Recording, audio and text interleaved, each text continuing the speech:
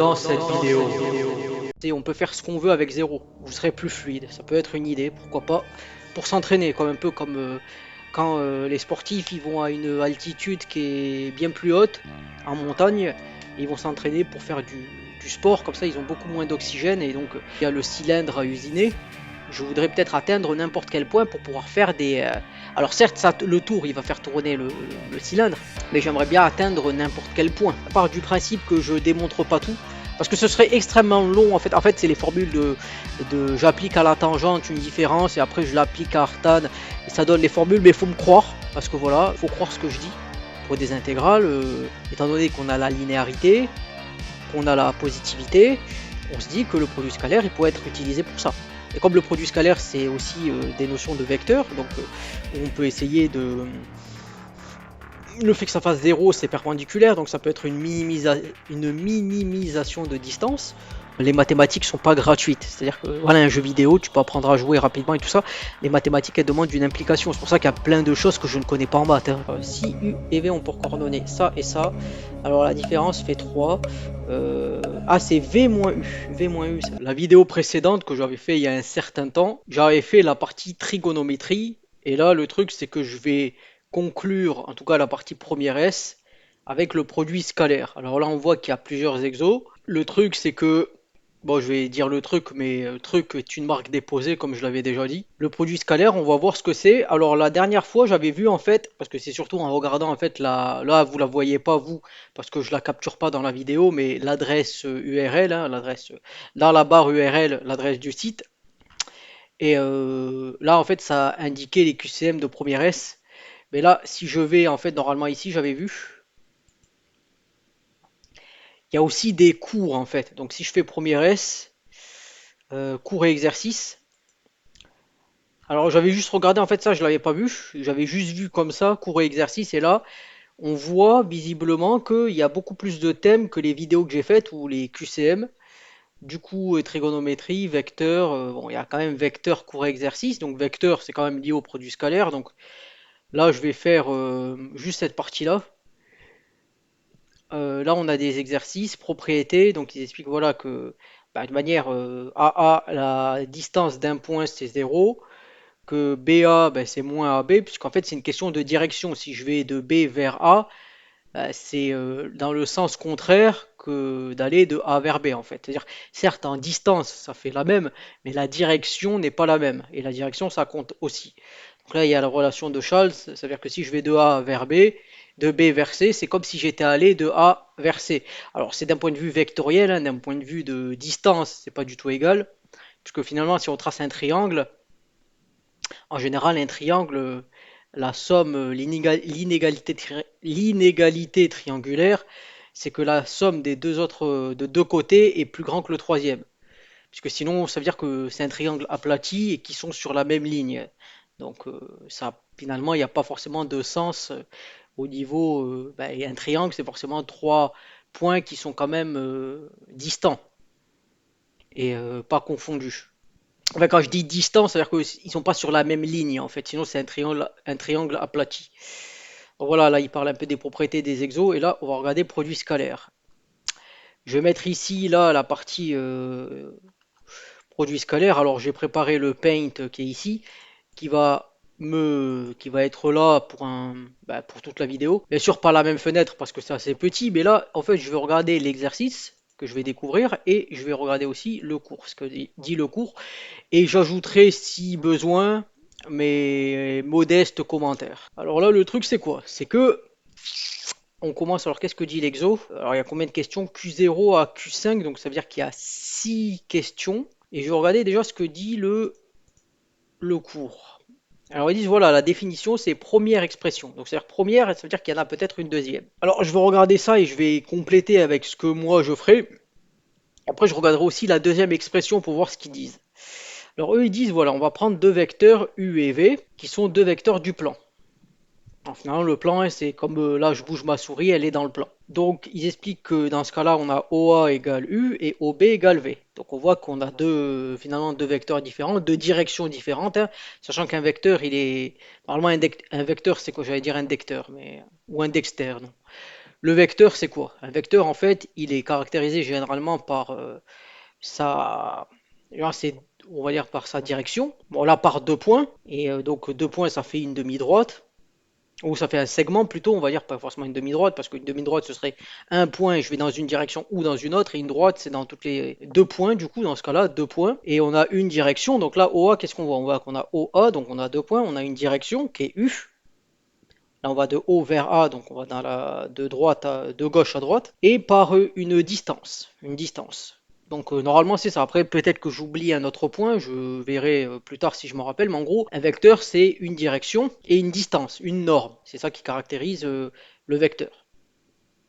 Et qu'est-ce qui se passe? Ils disent, ok, on note le produit scalaire du vecteur u et v, le nombre réel associé u et v. Donc, ce qu'ils expliquent en fait, c'est que le produit scalaire, c'est une opération qui prend deux vecteurs, et à ces deux vecteurs, tu associes un nombre réel. Donc, ils disent, sachant que si un des deux, au moins un des deux est nul, eh bien, le produit scalaire est nul. Si u est différent de 0 et v est différent de 0, alors là, ils disent, voilà, si on a h, le projeteur orthogonal de b sur OA, s'ils sont de même sens, alors OA, on a le produit c'est OA fois OH. Alors là, je suppose que quand ils mettent la flèche, c'est l'objet vecteur qui est pris et quand ils enlèvent la flèche, c'est la distance, c'est la norme en fait. La norme en gros, c'est Pythagore, mais je vous montrerai après pourquoi. Donc là, ils font OA, OH, ok, ils sont de sens contraire. S'ils sont de sens contraire, eh bien c'est en fait on met un moins devant. Donc ça veut dire que là, ils prennent OA, OH. Donc là, ils ont fait simplement, hein, ils n'ont pas pris le B pour l'instant. Ils ont fait juste en fait s'ils sont collinaires, c'est-à-dire sur la même ligne. Donc si en fait ils vont dans la même direction, c'est positif, et si les deux sont dans une direction opposée, ce sera le produit des normes, mais avec un moins. Donc on peut en fait dire dans ce sens-là que si on a un angle de zéro, eh bien ça fera le produit des normes. Si on a un angle de 180 degrés, de pi, ce sera en valeur absolue égal à la valeur qu'il y aurait si l'angle est nul, mais il y aura un moins, en fait c'est le produit des normes fois moins un. Donc déjà on peut essayer de se dire, ok, alors avec la définition qu'on me donne, je mets un angle de zéro, j'ai zéro, je mets un angle de 180 degrés, j'ai un moins. Donc on peut intuiter que ça pourrait être une certaine fonction trigonométrique, mais on va garder l'intuition dans notre tête et on va continuer. Donc là ils disent voilà, soit l'angle AOB, voilà ce que il y a un angle, donc ils expliquent voilà, si θ est un angle aigu, le produit scalaire UV est positif. Si θ est un angle obtus, il est négatif. Si θ est un angle droit, alors c'est nul. Donc finalement, on peut dire que le produit scalaire, en fait, c'est une opération qui pourrait permettre de dire que si ce produit scalaire est nul, alors les vecteurs sont perpendiculaires. Alors il y a le cas où bien sûr un des deux fait zéro, mais si on prend un vecteur et on met le vecteur nul, après on peut considérer que le vecteur nul finalement c'est 0, ça n'existe pas, donc si ça n'existe pas, à la fois il existe partout. Donc c'est pour ça que c'est nul, on va dire ok ça fait zéro. Ben, même si on a un seul vecteur, à la limite, bon, l'opération elle n'a pas forcément beaucoup de sens, mais c'est plus que zéro en fait, on peut faire ce qu'on veut avec zéro. C'est un peu comme ça qu'il faut le voir. Donc là ils disent quoi? Si C et D sont deux points tels que CD égale OB, donc CD égale OB, et si C' et D' sont les projeteurs orthogonaux de C et D sur OA, donc comme ça, alors C', D' égale OH. Voilà, bon en fait c'est ça, c'est dit voilà, c'est ici, on a CD, si on dit qu'on a les primes ici, eh bien on a la même distance ici, puisqu'en fait OB c'est CD, donc il est en haut, il est juste translaté vers le haut, et si on fait le projeteur orthogonal de C en C' et de D en D', finalement, c'est juste que c'est la projection, c'est OH. Voilà, donc ils expliquent voilà, que c'est le projeté orthogonal de CD sur OA. Orthogonal, ça veut dire à 180 degrés, parce qu'en fait là, c'est plus qu'on a une direction qui est comme celle-ci, donc une horizontale, et le projeté orthogonal, ben, c'est de faire une perpendiculaire par rapport à cette horizontale-là. D'où le fait qu'ils mettent un angle droit. D'où le fait qu'ils mettent un angle droit, c'est ça que je veux dire. C'est-à-dire que si par exemple le trait, la direction c'était comme ça, ben, perpendiculaire, ça veut dire que bon, je vais faire les tracés. Par exemple, dans ce cas-là, ça veut dire que si on avait quelque chose dans ce sens, comme ça, le projeteur orthogonal finalement, il serait comme ça. Donc ça ferait 90 degrés en fait. Donc voilà, donc là ils font des configurations fondamentales. Donc là ce qu'ils expliquent c'est que OA scalaire OB, c'est OA OC, c'est OA OC, c'est OA OA OD. Donc ils disent que c'est OA OA OH. Donc voilà, en fait ils prennent ces exemples-là pour montrer un peu des configurations qui sont considérées comme élémentaires, on va dire. Oui, en fait, ce qu'ils font là, parce qu'en fait, ce qu'ils font, c'est juste pour indiquer pour celui-là au moins. En fait, comme on peut dire que par exemple OB, on va dire que c'est OC plus BC.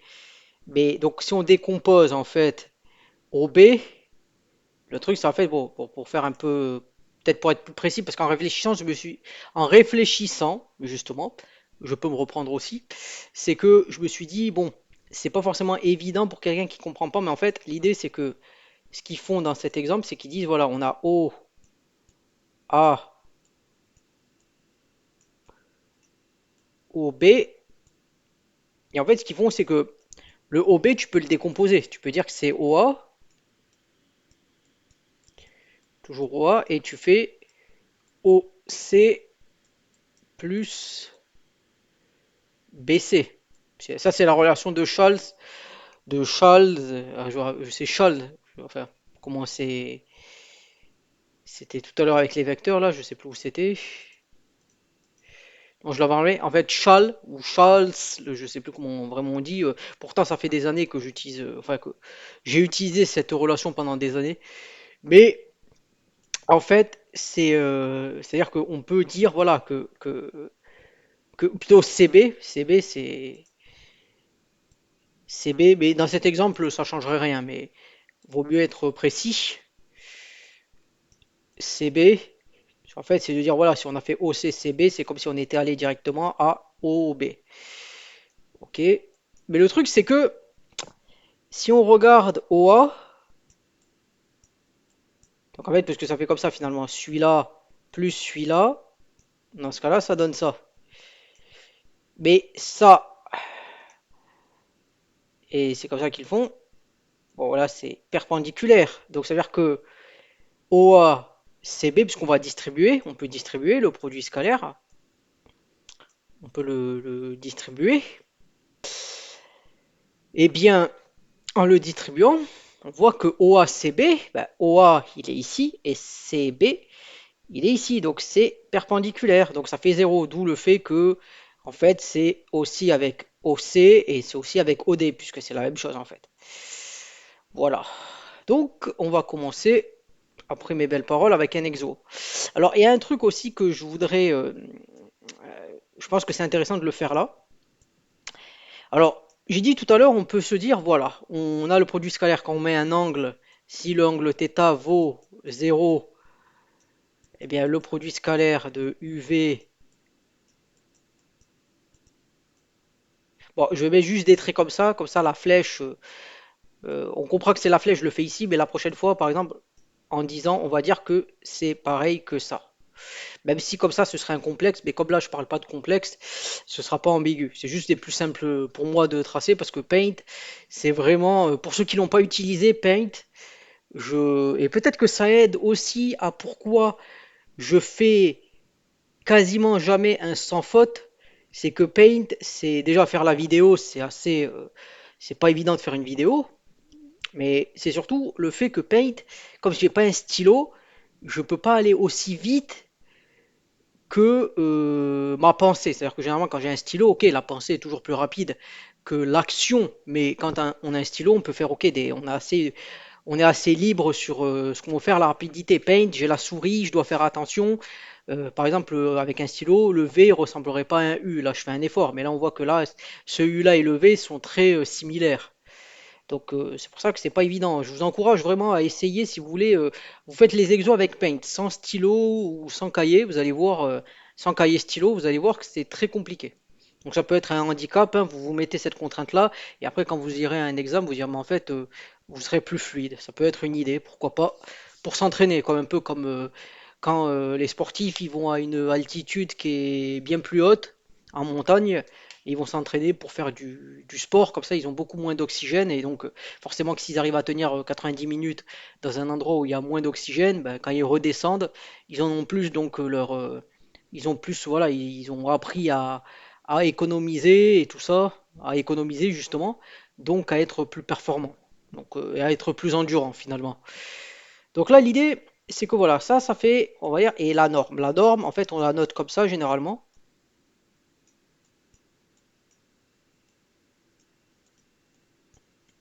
En fait, la norme, c'est Pythagore. Pourquoi? Parce que bon, au début, j'ai voulu su- enfin, suivre, voir ce qu'il disait dans le cours, suivre le cours pour voir si je pouvais apporter des éléments plus tard. Mais après, je pourrais voir ce qu'ils mettent. Mais j'ai quand même envie de dire moi ce que je vais mettre. Et peut-être que eux vont dire la même chose après, je sais pas. Mais en tout cas, ce qui est sûr, c'est que c'est mon avis. Je vais donner mon avis.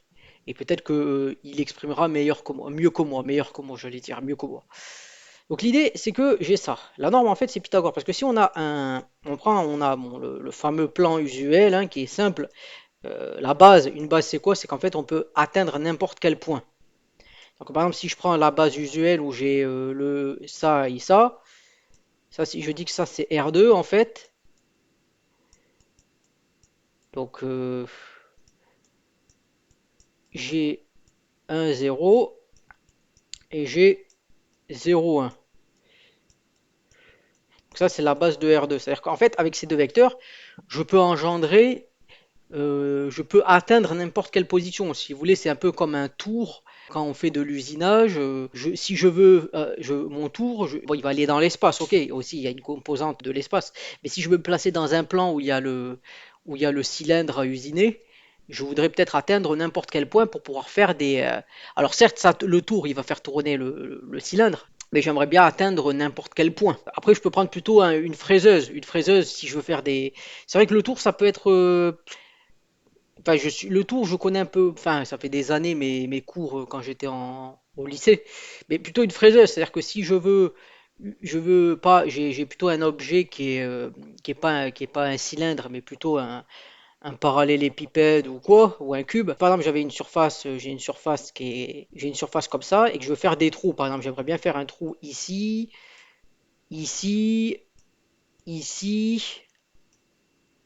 Euh, est-ce que je parle vraiment d'une fraiseuse là, je sais plus. Non, c'est plutôt, on va même être plus simple, on va pas forcément dire pour usiner, mais on va dire pour faire des trous. On va faire des trous comme ça, comme ça.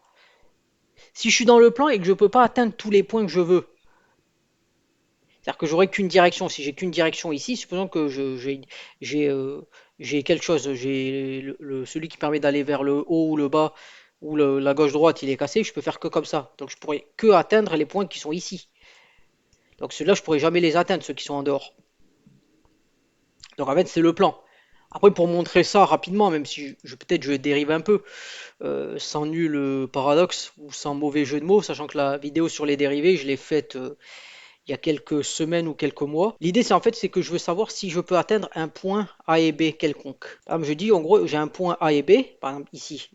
Supposons que j'ai le vecteur U qui est ici. Le vecteur U, il est ici, et ce vecteur U, c'est A et B.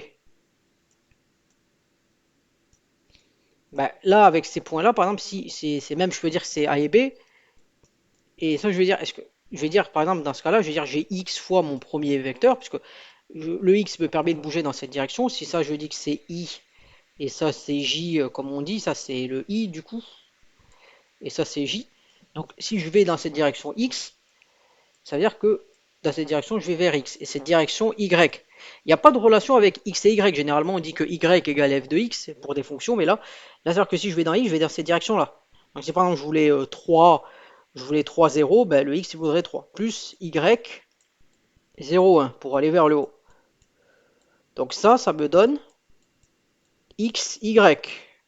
Et comme x n'est pas lié à y, Bah, dans ce cas-là, il me suffit juste de bouger dans cette direction de A, sachant que ça c'est l'unité. Donc si par exemple je veux AB, ben, je vais bouger comme ça de A dans cette direction-là et de B dans celle-là. Donc là, dans ce cas-là, j'aurai AB, A ici, et dans cette direction-là, GB. Maintenant, si je fais Pythagore, là c'est la longueur, ici c'est Pythagore. Donc si c'est Pythagore, ça veut dire que c'est A carré plus B carré, mais ça c'est le carré qui de ça, quoi, comme ça, qui est la somme des deux autres carrés. C'est ça Pythagore, hein. Voilà. Bon, je peux mettre un peu des couleurs pour être joli. Ah voilà, comme ça c'est encore plus. Bon, là c'était un mauvais choix de couleur, on va dire bleu. Ah oui, en fait, ça a même. Ça, c'est que cette merde, ça a même. Faudrait peut-être que je coupe le lien entre les deux là. Hop. Ah, c'est mon côté artistique qui. Ah, je. Bon, ok. Bon, tout à l'heure on l'a vu. Et là, c'est la norme en fait, c'est.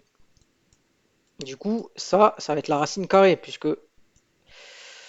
tout à l'heure c'était le carré. Donc ça veut dire qu'en fait, le U que je vais refaire ici, finalement,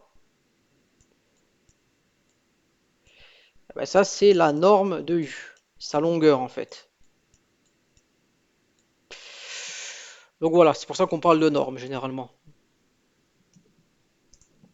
Après, aussi un point qui peut être intéressant, parce que tout à l'heure je parlais de degré de.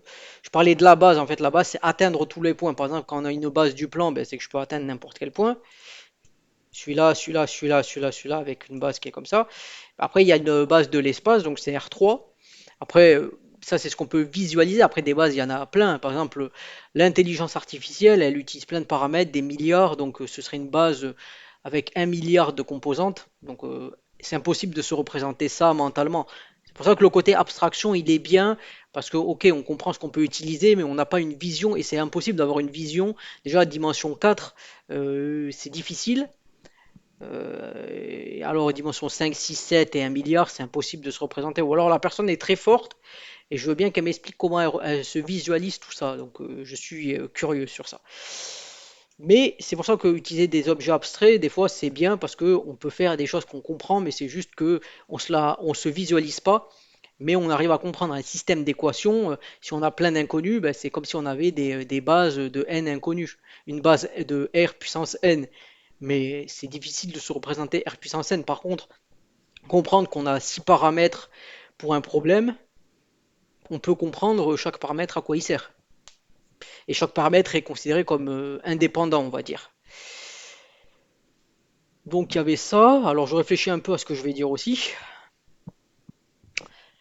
Alors oui, j'avais parlé des normes.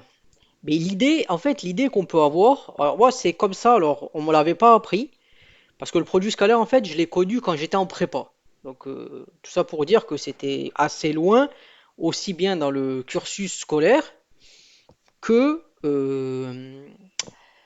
aussi lointain dans mes souvenirs, parce que ça fait longtemps que j'ai quitté la prépa. Mais l'idée, en fait, ça va être. D'ailleurs, c'est pour ça que moi, j'étais pas en S, hein, j'étais en plutôt technique, électronique. Hein, c'est pour ça qu'il y a quand même des vidéos d'électronique, puisque j'ai plus été en électronique avant de faire des maths.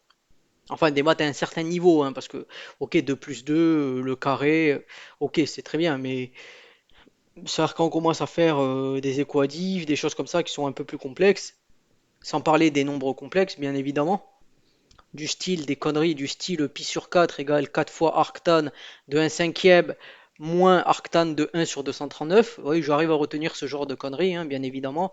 La formule de machin, et machin, c'est John Machin, de John Machin, je crois que c'était en anglais, au XVIIIe siècle, qui avait utilisé ce genre de formule pour calculer pi avec 100 décimales. Avec au moins 100 décimales. Mais l'idée, tout à l'heure, j'avais dit quoi? J'avais dit que si on avait un angle θ égal à 0, on disait que le produit scalaire, c'était les normes.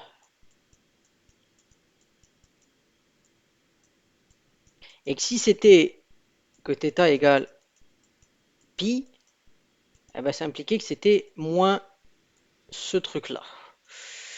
Alors, une fonction trigonométrique qui fait en 0, finalement, on pourrait dire que ça, c'est fois un coefficient. Et ça, fois un coefficient. En fait, ça, c'est le coefficient. Mais là, il fait moins 1, le coef. Et là, il ferait 1. Après, moi, je pense à un cosinus, comme on me le présente.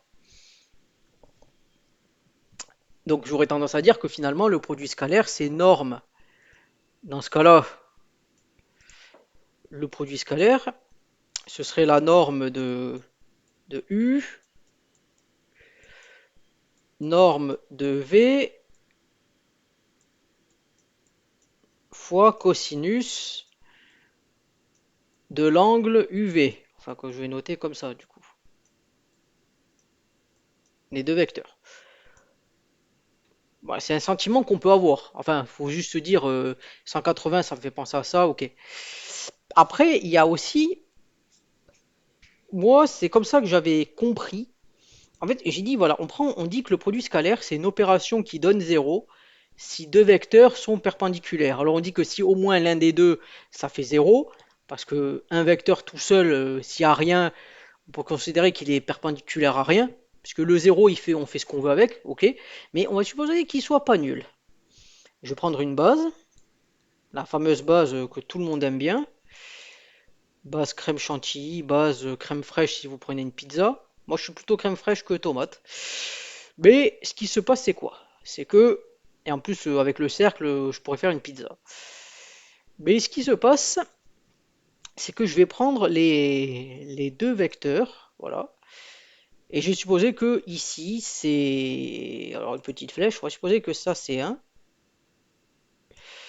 Et celui-là, c'est aussi le IJ. Ça, c'est I et ça, c'est J. Donc, ces vecteurs, ils sont évidemment perpendiculaires. Donc, je sais que de toute façon, si je fais un produit scalaire, je ne sais pas comment le définir, le produit scalaire, hein, je tâtonne. Mais je sais que si je fais le produit scalaire de ces deux choses, ça doit me donner 0. Alors là, ça m'aide. Je n'ai pas trop de formules qui me viennent à l'esprit.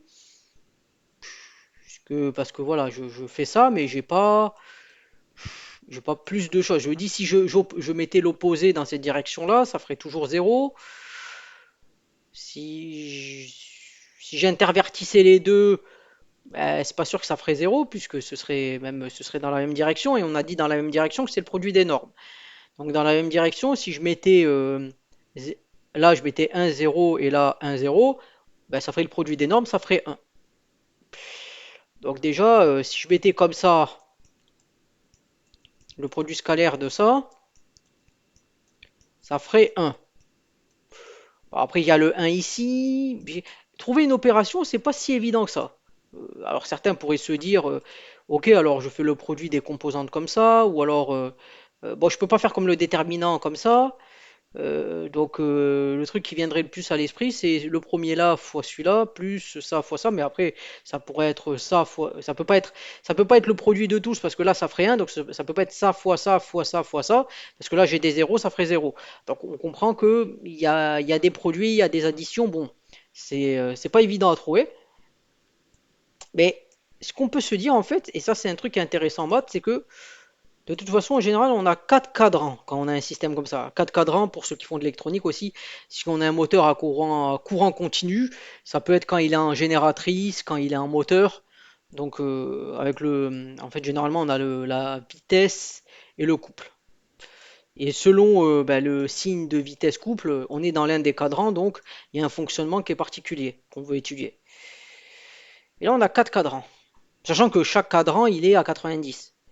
Bah, je peux prendre ces deux vecteurs. Je les tourne, supposons que je prenne une valeur θ qui est pas 0 parce que ça ne sert à rien et qui fait pas 90 degrés, qui fait à la limite 90 degrés dans le meilleur des cas. Oui, on va dire 90 degrés. Allez. On peut considérer que ça existe. Après le deuxième cadran, ce serait 90, 180 et après le dernier, ce serait 270, 360 inclus et ça ferait que chaque point est atteint. Mais on va supposer que dans ce cas-là,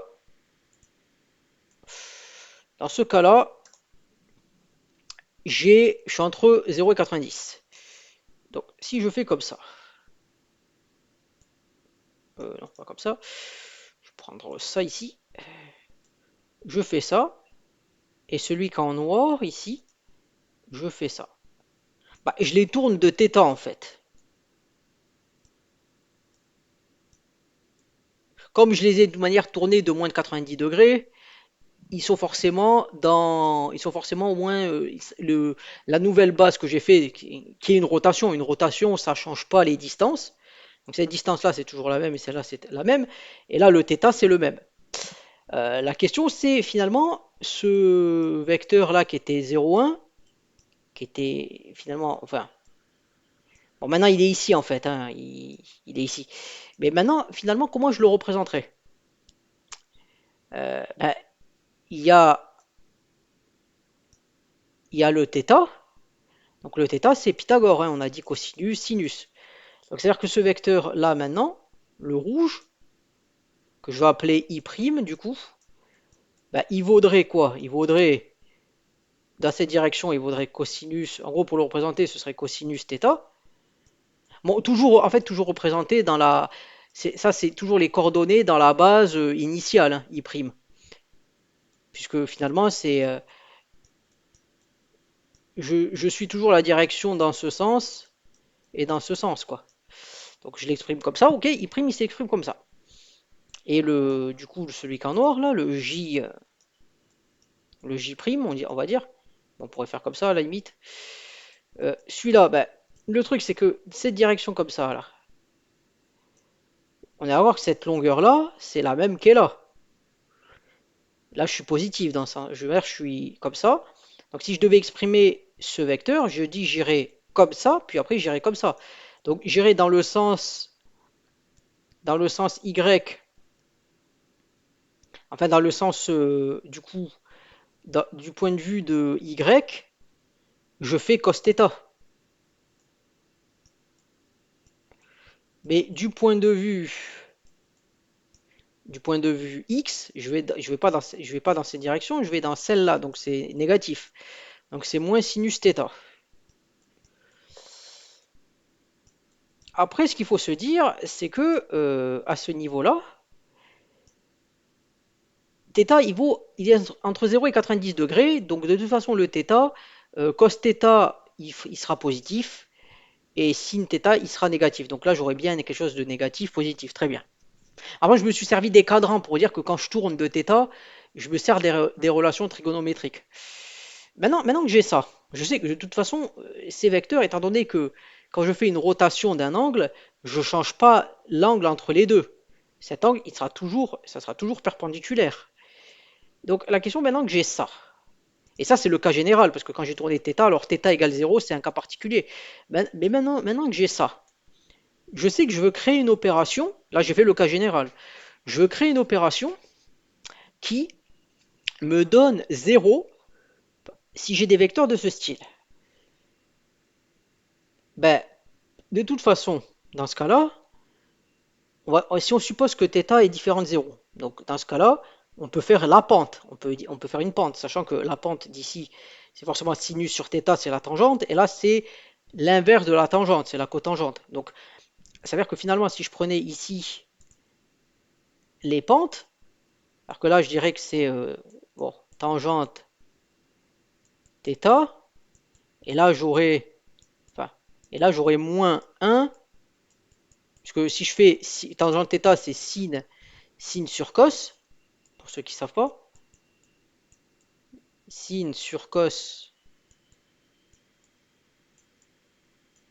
ça fait tangente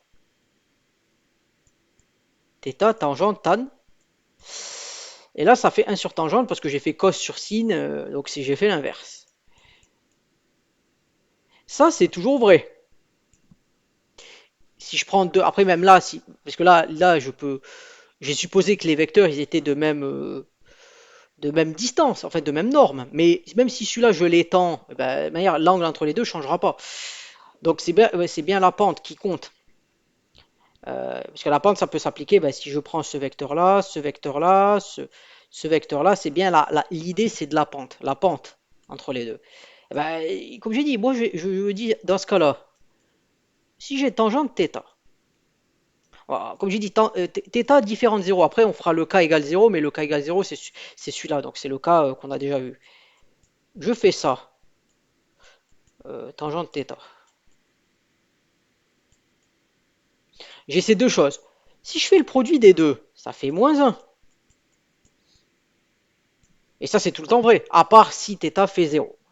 Mais dans les autres cas, si j'ai pas de 0 quelque part, ben, je peux dire que le produit des deux, finalement, si j'ai deux droites dont j'ai les pentes, si le produit des pentes fait moins 1, alors elles sont perpendiculaires. Après, le cas égale 0, mais là, ça me donne une information, ok, sur les pentes, tout ça, c'est bien joli, les pentes. Mais si j'ai 0, ben, je me retrouve avec le cas, avec le vecteur 1, 0 et 0, 1. Donc, mais ces vecteurs sont perpendiculaires, donc il faut trouver un autre moyen d'être, en fait, de pas se servir du produit. Parce que le produit, le truc, c'est que si tu as un des produits, si les deux sont nuls, enfin, les deux sont nuls si ça fait 0, mais si on a 0 fois l'infini, dans ce cas-là, il y a un problème. Mais là, si on regarde le coût des composantes, on se dit, quelqu'un qui analyse, qui regarde, mais c'est comme ça que j'avais fait à l'époque. Je me suis dit, mais attends, si je fais ça fois ça, et que je fais plus ça, en gros ça fois ça, donc là, je fais ça ici. Bon, alors je vais essayer d'être un peu plus propre quand même, de faire ça ici. En gros, si je fais cos θ fois moins sin θ plus sin θ plus cos θ, ben ça fait 0. Donc là, avec cette opération-là qui est générale, j'ai trouvé le moyen de dire comment je peux savoir que deux vecteurs sont perpendiculaires. Et puis voilà, avec ça c'est fait. Donc, et c'est comme ça que moi quand on m'a donné la formule au début, parce qu'en cours on te donne la formule, j'ai dit ça sort un peu du ciel. Donc j'essaye de comprendre quelque chose. Comme j'ai dit, si je me rappelle des années après, c'est que j'ai compris une certaine logique qu'il y a et que j'arrive à expliquer. Donc là l'idée c'est que si j'ai un vecteur, dans ce cas-là, j'ai u qui est égal à AB ouais,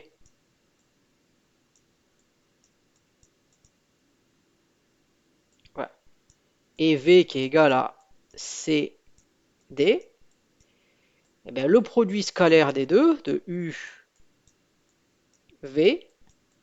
c'est AC plus BD. Voilà. Le produit scalaire, comme ça, il est simple. Après, on pourrait essayer bon, le coup avec la norme. Après, comme j'ai dit, ça va demander plus de temps, parce que après, si on peut le faire. On peut toujours faire, essayer de trouver la relation qui donne les normes avec le cosinus. Alors, ça peut se faire. Comme je dis, ça se fait. Mais ça va demander plus de technicité. Parce que si je le fais, ça veut dire qu'il faut que je fasse en fait. Alors, je vais essayer de voir si c'est rapide. D'ailleurs, ce que je vais faire, c'est que ça va peut-être me prendre du temps, mais ça, je vais l'accélérer. J'essaierai d'accélérer et d'arriver à la conclusion. À la limite, si je le fais, ça prendra plus de temps pour moi. Vous aurez la conclusion, quoi. Alors, faut savoir qu'il y a eu l'éclipse. Enfin, l'éclipse, il y aura l'éclipse, l'ellipse, parce que forcément il y a des parties que vous n'aurez pas vues, bah, partie de réflexion, mais aussi l'éclipse parce que on est le 12 août et je suis allé voir l'éclipse. D'ailleurs, les vidéos ont été postées, j'ai posté des shorts sur ma chaîne à ce moment-là. Alors, ce qu'il faut comprendre, c'est quoi? C'est que j'essaie de trouver une manière simple, parce que c'est vrai que c'est pas évident, parce que comme j'ai dit, on fait le produit scalaire, comme j'ai dit, ma manière de faire. Alors je sais que je parle beaucoup, que les exos ont pas trop commencé, mais je pense que c'est important déjà parce que je me dis, ça me permet aussi à moi de me rappeler aussi des choses, mais aussi de vous les faire comprendre et d'essayer de faire avec ma vision, qui peut être une vision intéressante. Produit scalaire, donc un moyen de savoir si les vecteurs sont perpendiculaires, ça fait 0. puisque l'angle perpendiculaire veut dire 90 degrés, donc j'essaye de me dire une fonction où je mets 90 degrés et ça fait zéro, ça me fait penser cosinus. Donc intuitivement, je me dis, ok, il doit y avoir un rapport avec le cosinus.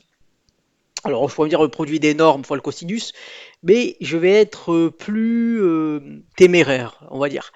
Alors au début, j'ai essayé de faire comme j'avais prouvé, enfin je l'ai pas fait là, mais pour le déterminant, parce que souvent on dit le déterminant, moi comme j'ai dit la même chose, le déterminant ça sert à montrer que des vecteurs ne forment pas une base, donc qui sont collinéaires, donc déterminant égale zéro. Si les vecteurs sont collinéaires ou coplanaires ou forment une famille, on va dire une famille, ça peut, parce que ça ferme, ça, comment dire, en gros, si le déterminant est nul, puisque c'est forcément des vecteurs, c'est carré, c'est-à-dire que, par exemple, si je suis dans le plan, j'aurai deux vecteurs avec deux composantes. Si je suis dans l'espace, j'aurai trois vecteurs avec trois composantes. Si je suis dans R4, j'aurai quatre vecteurs avec quatre composantes. Donc l'idée, c'est que le déterminant, c'est une application qui va permettre de savoir si ces vecteurs peuvent former une base. Si ça fait zéro, ça ne forme pas de base. Si ça fait autre chose que zéro, ça forme une base. Maintenant, dans le plan. Dans le plan, montrer que la condition qui ne forme pas une base, c'est qu'ils sont collinéaires, ça c'est simple. Euh, voilà, on a cette définition-là et qui arrive à être assez simple d'ailleurs. Je répète simple beaucoup, je sais. Le truc, c'est que le déterminant, c'est aussi ce qui permet de calculer l'aire en fait du parallélogramme engendré par les vecteurs. Comme là, par exemple, on a U dans ce sens, V, là j'ai un parallélogramme, donc l'aire de ce parallélogramme, c'est dans ce cas-là U fois V sinus θ. Alors pour montrer que le déterminant c'est les composantes, alors il y a différentes manières, il y en a une, je crois, c'était, je sais plus où je l'avais lu, c'était, ça prenait un peu le côté avec ok, le calcul de l'air et on arrivait à ça. Mais moi, je me suis dit, voilà, c'est plus simple de dire le déterminant, c'est savoir si les vecteurs sont collinéaires. Et après, de dériver sur la formule avec l'air, c'est pas évident. Mais comme j'ai dit en géométrie, généralement, l'angle, on l'a ici, sinus θ. Et en fait, c'est un peu la même chose pour le cosinus intuitivement. C'est-à-dire que je me suis dit, voilà, la formule du produit scalaire, il y a le cosinus. Je vais essayer d'exprimer, de trouver le θ ici. Cosinus θ, qu'est-ce que ça vaut? Ben, là, en fait, ce que je fais, c'est que j'ai pris une figure quelconque ici. Si je prends ici, là, j'ai pris une figure quelconque, je vais utiliser ça. J'ai pris une figure quelconque ici, vraiment quelconque, avec un angle θ qui est ici. Et en fait, cet angle θ, je connais la pente, puisque la pente, elle est ici, forcément. Si je prends la pente, c'est ça. Donc, dans ce côté-là, c'est vu que CV, c'est D sur C, la pente ici. La pente ici engendrée par U, qui est le θP, que j'ai appelé ça pour θ pente, c'est B sur A, je l'écris ici. Et on sait que la pente, c'est la tangente. Donc, tangente de θP, c'est B sur A. Du coup, tangente, en fait, du coup, c'est pas tangente de θ, en fait. Là, c'est tangente de OP plus θ, qui donne D sur C. OP, c'est je fais la fonction réciproque, c'est-à-dire l'arc tangente ou atan. Et là, du coup, j'ai pareil, puisque j'applique la fonction réciproque, c'est ce qu'il y a à l'intérieur, donc ça donne le réciproque, c'est ce qui donne ce qu'il y a dans la fonction. Si je fais fonction réciproque, fonction x, ça donne x. Et là, j'ai atteinte de d sur c. On me dit, ouais, mais vous vous dites pourquoi tu t'emmerdes à faire ça? Parce que moi, je veux θ, là. Moi, je veux θ ici. Et comme je veux θ, eh ben, je dis que θ, c'est la différence des deux arctades. Et après, il y a une jolie formule. Alors là, c'est vrai qu'on part du principe que je démontre pas tout, parce que ce serait extrêmement long. En fait, c'est les formules j'applique à la tangente une différence et après je l'applique à arctane et ça donne les formules. Mais il faut me croire, parce que voilà, il faut croire ce que je dis. Alors ceux qui sont pas croyants vont avoir du mal, mais s'il y a des demandes plus de 10 000, hein, peut-être que je ferai vraiment une démonstration complète. Mais là, c'était vraiment pour montrer. Et en fait, on a ça. Et pourquoi? Parce qu'en fait, quand je vais avoir ça dedans, je vais dire que θ, ça vaut ça. Et donc, θ, je vais appliquer le arctane dedans avec cette formule-là. Et cette formule-là, en fait, le truc, c'est que θ, ben, comme je vais avoir tangente, arctane, le tout au carré, je vais avoir juste le θ. Et le θ dépend des composantes. Alors là, c'est pas les A et B qui sont ici, c'est un A et B général qui n'a rien à voir avec ceux qui sont là. Donc dans ce cas-là, ben, si on fait l'identification, le B ce serait D sur C et le A ce serait B sur A. Et quand on va faire le calcul, eh bien, on va avoir cosinus θ qui fait quelque chose. Et peut-être que ce quelque chose, il va nous donner une formule qui est facile en fait, tout simplement. Sachant que je sais déjà ce que vaut le produit scalaire, puisque je sais que c'est AC fois A fois C, plus B fois D. Donc peut-être que je vais trouver une formule intéressante. Et j'ai oublié un petit détail, c'est que j'avais une application en fait. Si je sais pas si ceux qui ont fait une prépa il y a longtemps, bon, je pense que ceux-là regardent pas mes vidéos, quoique peut-être. Mais dans le doute, la TN Spire, hein, que j'ai encore d'ailleurs, que j'ai encore actuellement là dans la main au moment où je fais la vidéo, et ben j'avais trouvé un émulateur. Et donc l'émulateur il est ici, et je me suis amusé à faire les calculs ici avec tout ça. Arctane, et quand j'applique cosinus de arctane, comme par magie, hein, je sais pas pourquoi. Bon, il y a valeur absolue parce que en fait c'est racine carrée, donc voilà, mais il faut comprendre que le cosinus il peut être positif ou négatif, hein. Parce qu'en fait c'est la racine carrée avec la formule, mais ça, racine carrée ça peut être plus ou moins, bien sûr, hein. Mais c'est pour ça en valeur absolue. Mais voilà, voilà, parce que ça peut être cosinus peut être positif ou négatif. Ah ben là, qu'est-ce qu'on remarque d'ailleurs, c'est vrai que je l'ai peut-être pas précisé, mais comme le produit scalaire, c'est si j'ai AB et que je fais AB, le produit scalaire d'un même vecteur, c'est A carré plus B carré. En supposant que bon ça c'est égal à AU. Mais ça c'est la norme de U au carré. Donc le produit scalaire, généralement le produit scalaire on dit que c'est comme ça, produit scalaire de U, U, U, c'est comme ça qu'on fait généralement un produit scalaire. Parce que le produit scalaire en fait ça peut être pour des vecteurs, ça peut être pour des fonctions, ça peut être, j'en parlerai après. Mais l'idée en fait c'est que c'est la norme au carré. Le produit scalaire appliqué, si on prend le vecteur, on fait le produit scalaire avec lui, on fait U scalaire, U, produit scalaire de U, U, et bien ça donne la norme de U au carré. Mais si on regarde cette jolie formule ici, ben, on remarque que A plus B au carré, A carré plus B carré, ben, c'est la norme de U, et C carré plus D carré, c'est la norme de V. Donc cette jolie formule, finalement, elle prouve que le produit scalaire de deux vecteurs, si je fais AB, CD, eh bien ça fait AC plus BD, et ça fait aussi norme. Bon, ça, ok, bon, c'est U, ça, c'est égal à V, ben, c'est norme de U fois norme de V fois le cosinus de l'angle UV, puisque c'est bien ce qu'on voit là. Puisque si j'ai cosinus ici de ce que j'ai appliqué ici, ben ça c'est le produit scalaire. En gros, cosinus c'est le produit scalaire divisé par la norme des vecteurs. Donc on a cette jolie formule. Ah, et je l'ai retenu même un certain temps après. Donc c'est pour ça que j'ai vraiment ça j'avais trouvé par moi-même. J'étais assez content quand j'ai fait ça parce qu'en fait c'était quand j'avais fait à l'époque il y a longtemps quand j'étais en prépa.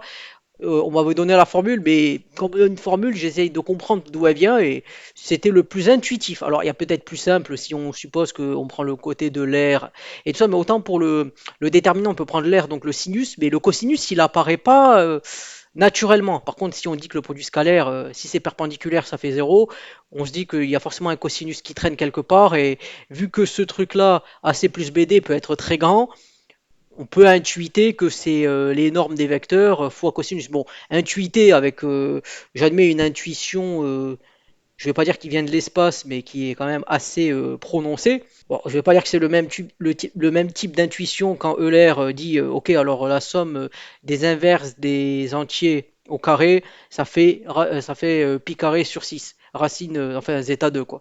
Là, il avait une intuition, là, c'était le côté, il a calculé, il a dit bon, ça ressemble à ça. Là, Euler, imbattable à ce niveau-là, hein, la machine.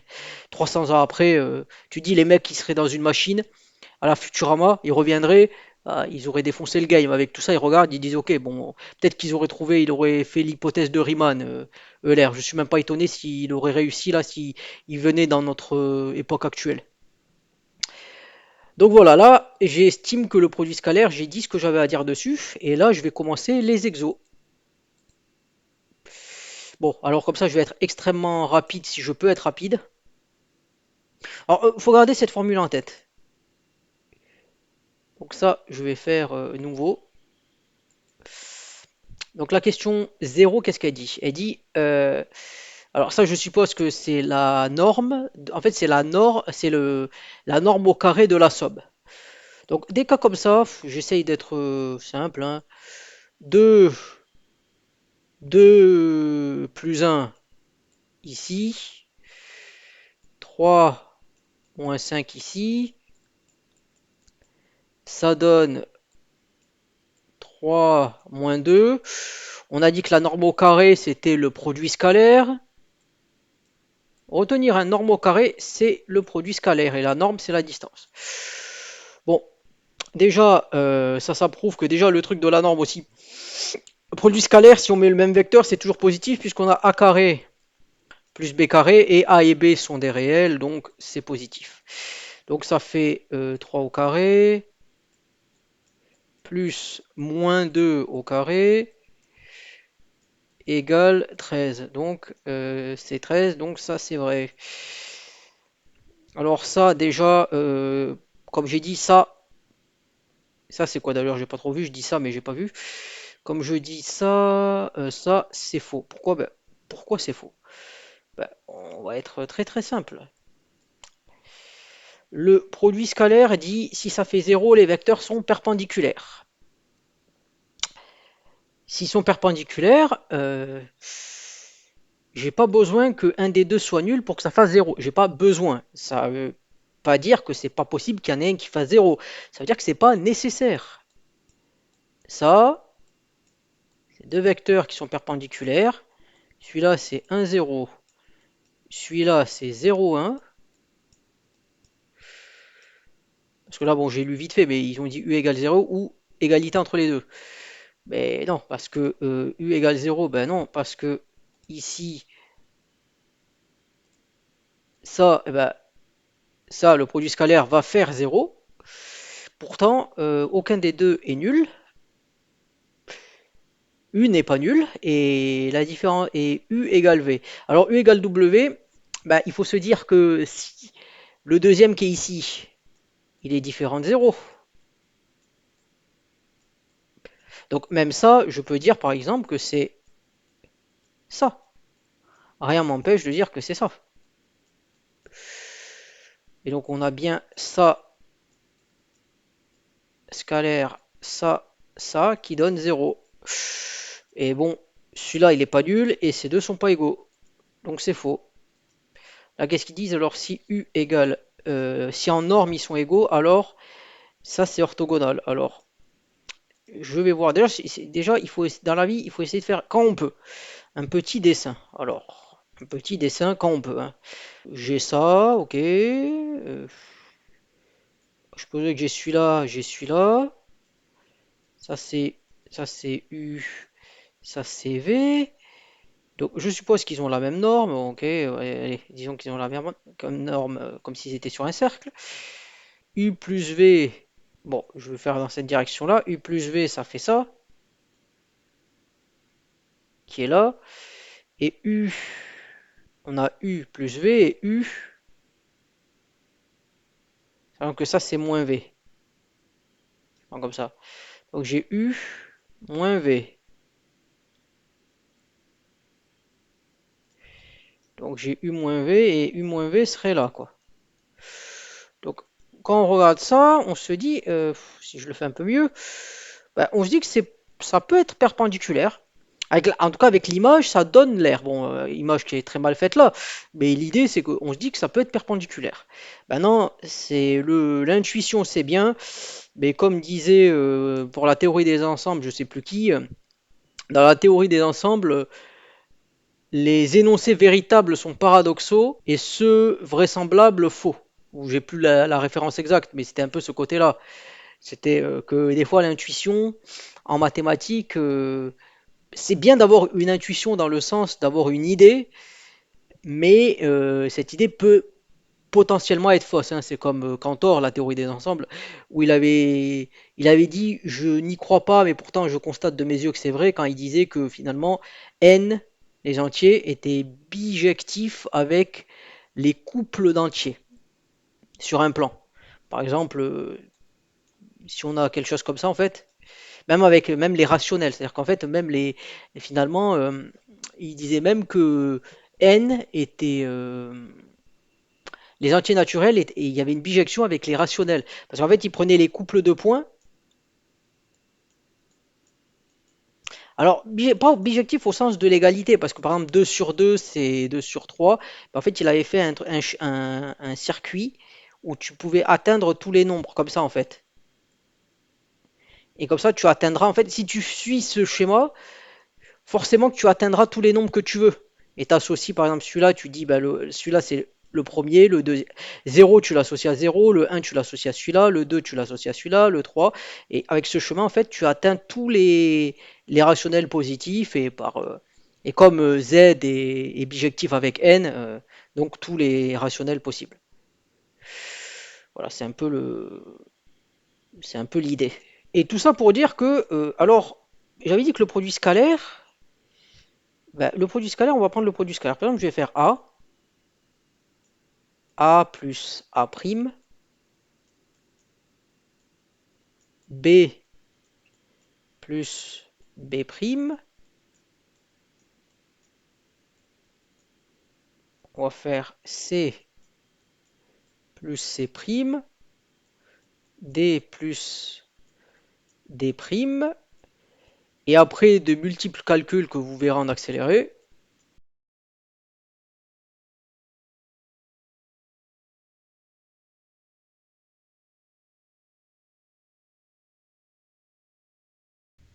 donc voilà, en fait, ce qu'on remarque, c'est qu'on peut distribuer le produit scalaire. C'est-à-dire que si je reprends la notation de tout à l'heure, si par exemple j'ai U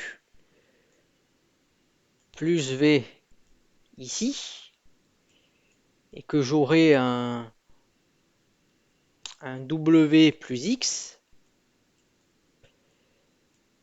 ben, on voit que finalement j'ai 4 termes. Donc en fait, on remarque que dans ce cas-là, j'ai U,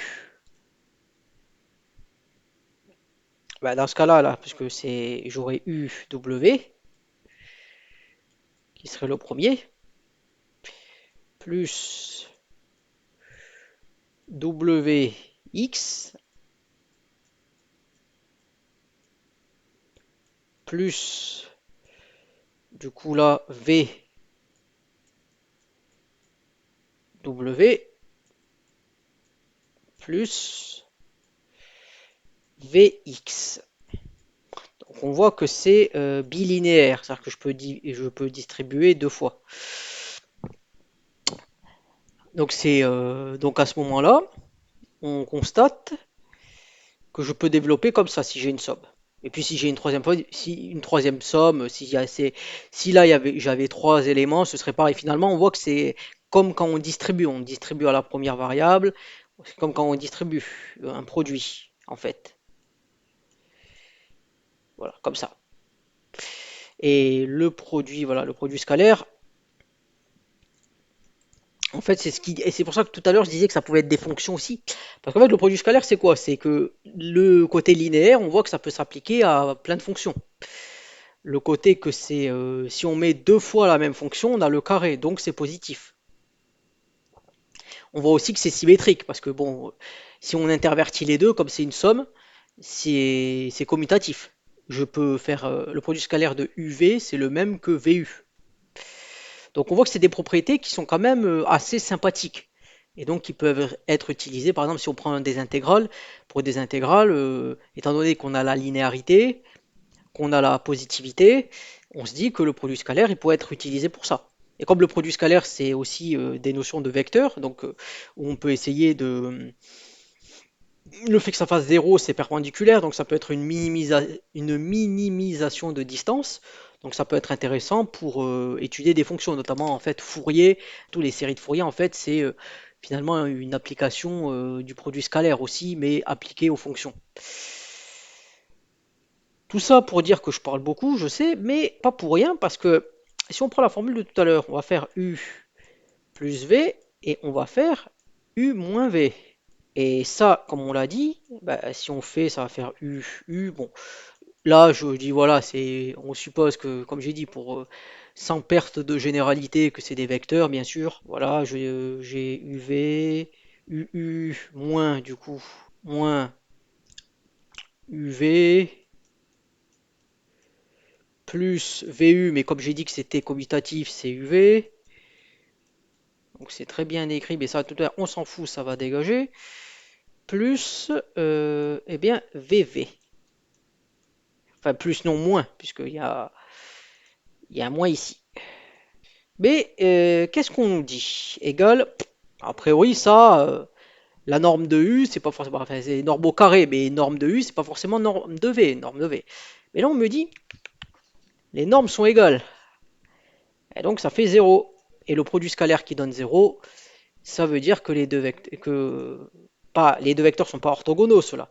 Par contre, la somme et la différence, si on les prend, eux, ils sont perpendiculaires, 90 degrés entre les deux. Donc c'est vrai. Alors maintenant, la question 3. La question 3. On va toujours garder en tête cette formule et aussi celle-là. Celle-là, ça peut être bien gardé. Alors on me dit, voilà, on me dit, si j'ai la somme des... En gros, est-ce que j'ai la somme j'ai la norme...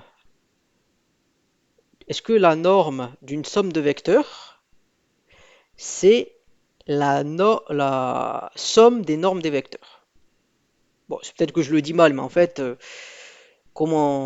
fois, c'est vrai que c'est pas évident quand on parle à l'oral. Enfin, en même temps, quand on parle, c'est forcément à l'oral, c'est forcément comme quand on monte en haut ou qu'on descend en bas, c'est pas la peine de préciser, c'est implicite. La question, c'est est-ce que si on fait la somme des vecteurs et qu'on prend la norme, est-ce que c'est pareil que faire la norme de chaque vecteur et d'en faire la somme dans ce cas-là? Et qu'est-ce que ça implique? Est-ce que la norme d'une somme, c'est la somme des normes? Voilà. Alors, en général, non, parce que si on essaye d'être très très logique, je prends un vecteur ici, je prends un autre vecteur qui est là. Bon, la flèche, on va dire qu'elle est là. Je prends ça. La somme, c'est ça. Maintenant, si je prends celui-là, bon, j'aurais pu mettre une autre couleur. Oui, je vais mettre un bleu ici. Si je prends ça, ok. Mais si je prends ce vecteur-là, que je l'applique ici, finalement, que je vais appliquer, on va dire comme ça. Là, je fais un cercle. Donc, la norme ici, qui est la norme de U plus V, c'est très mal fait, U, ben ça, c'est pas pareil que la norme de U plus la norme de V.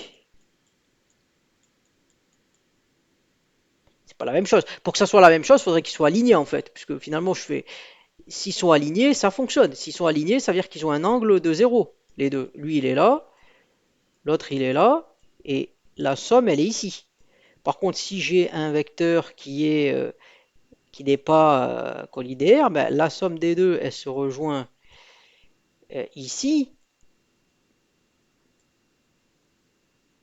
Et mais après, si je fais un cercle, ça va. Je prends un cercle parce que le cercle c'est égale distance, ben, c'est pas la même chose. Donc déjà, pour que ça marche, il faut que l'angle entre les deux vecteurs il soit nul. Et la question, c'est que si je reprends ma formule de tout à l'heure, parce qu'en gros, ça fonctionne si l'angle entre les deux, il est nul.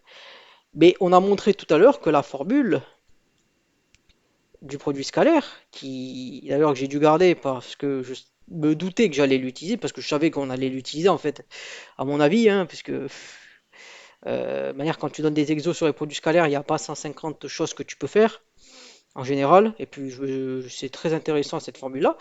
Ben, l'angle entre les deux fait 0, ça fait 1. Eh bien, si je fais ça, le produit scalaire est égal à la norme des vecteurs. Donc, on va dire ce sens-là, enfin, pour moi, c'est équivalent. Parce que dire ça fait 0, c'est qu'ils sont alignés, et avec un angle nul surtout. Et donc ça, c'est ils sont. En gros, cette propriété, c'est pour que ça soit vrai, il faut qu'ils soient alignés avec un angle de 0. Et ça veut dire quoi? Ça veut dire l'angle entre les deux, c'est 0. Donc c'est équivalent. C'est une équivalence. Donc ça fonctionne. Après l'autre question, qu'est-ce qu'elle dit? Elle dit, est-ce que c'est pareil? Parce que tout à l'heure, je disais collinaire, par exemple, le déterminant, il permet de savoir si le déterminant de deux vecteurs fait 0 du plan, ça veut dire qu'ils sont collinaires. Mais collinaire, ça veut dire quoi? Collinaire, ça veut dire que, en fait, dans le plan, tu. En gros, ça veut dire que quand par exemple, deux vecteurs du plan, on prend deux vecteurs du plan, on a 2, 2, on a 1, 1. Le truc, c'est que là, si je prends mon repère, on va dire le repère de base, mais un 1, c'est ça. Ou je vais juste le mettre à côté en disant que 2, 2, c'est le deuxième. Mais cette info-là, moi j'ai un 1, je peux aller dans ce sens-là. La direction, elle est comme ça.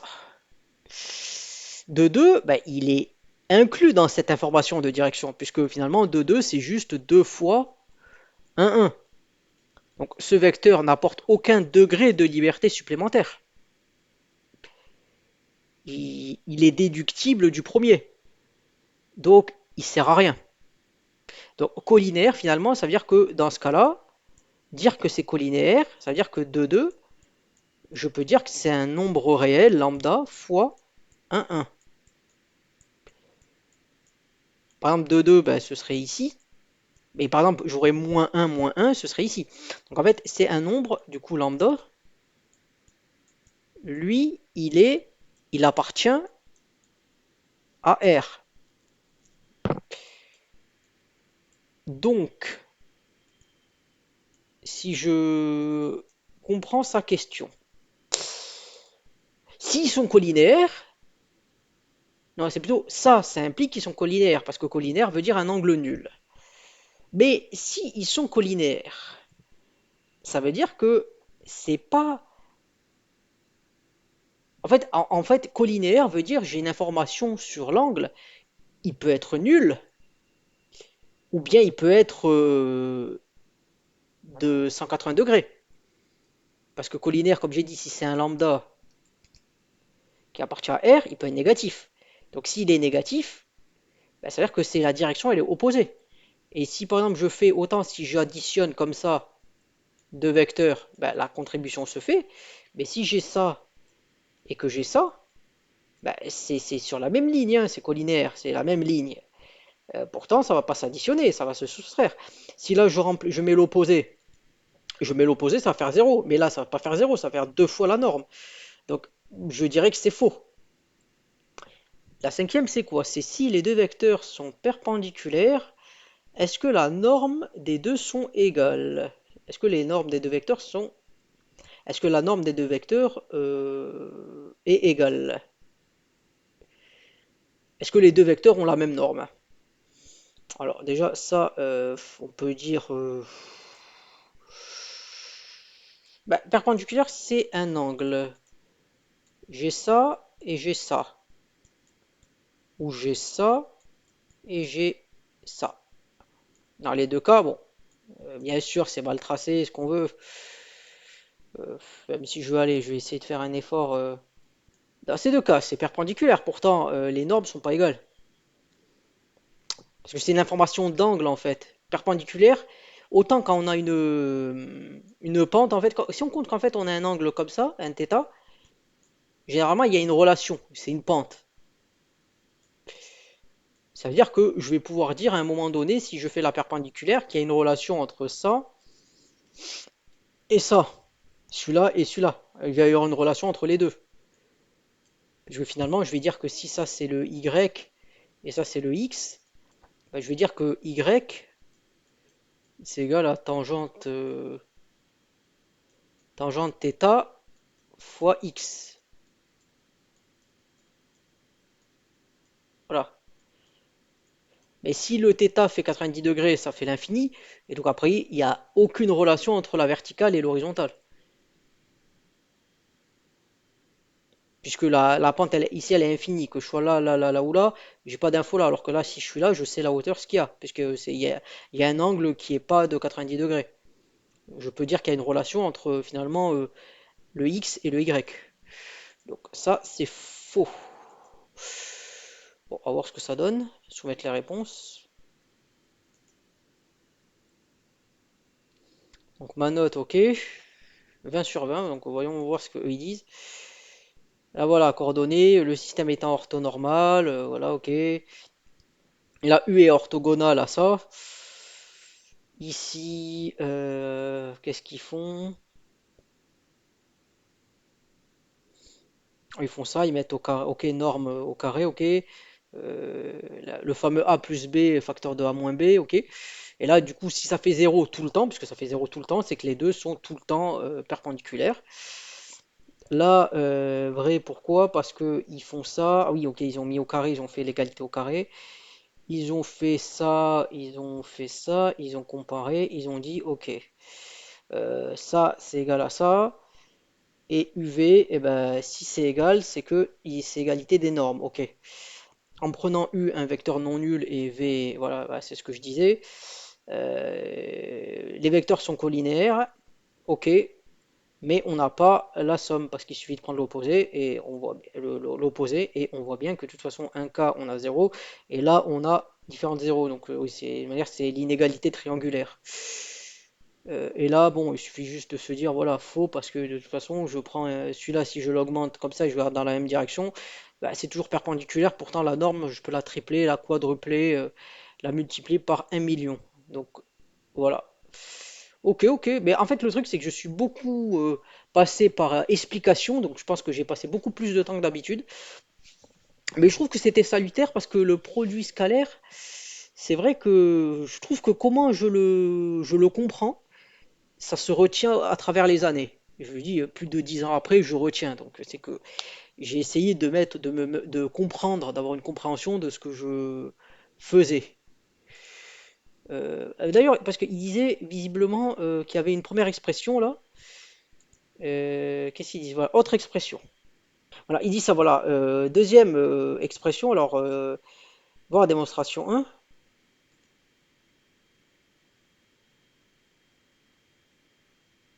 Voilà, voyons la démonstration qu'ils ont faite. Qu'est-ce qu'ils font? On considère 3 points.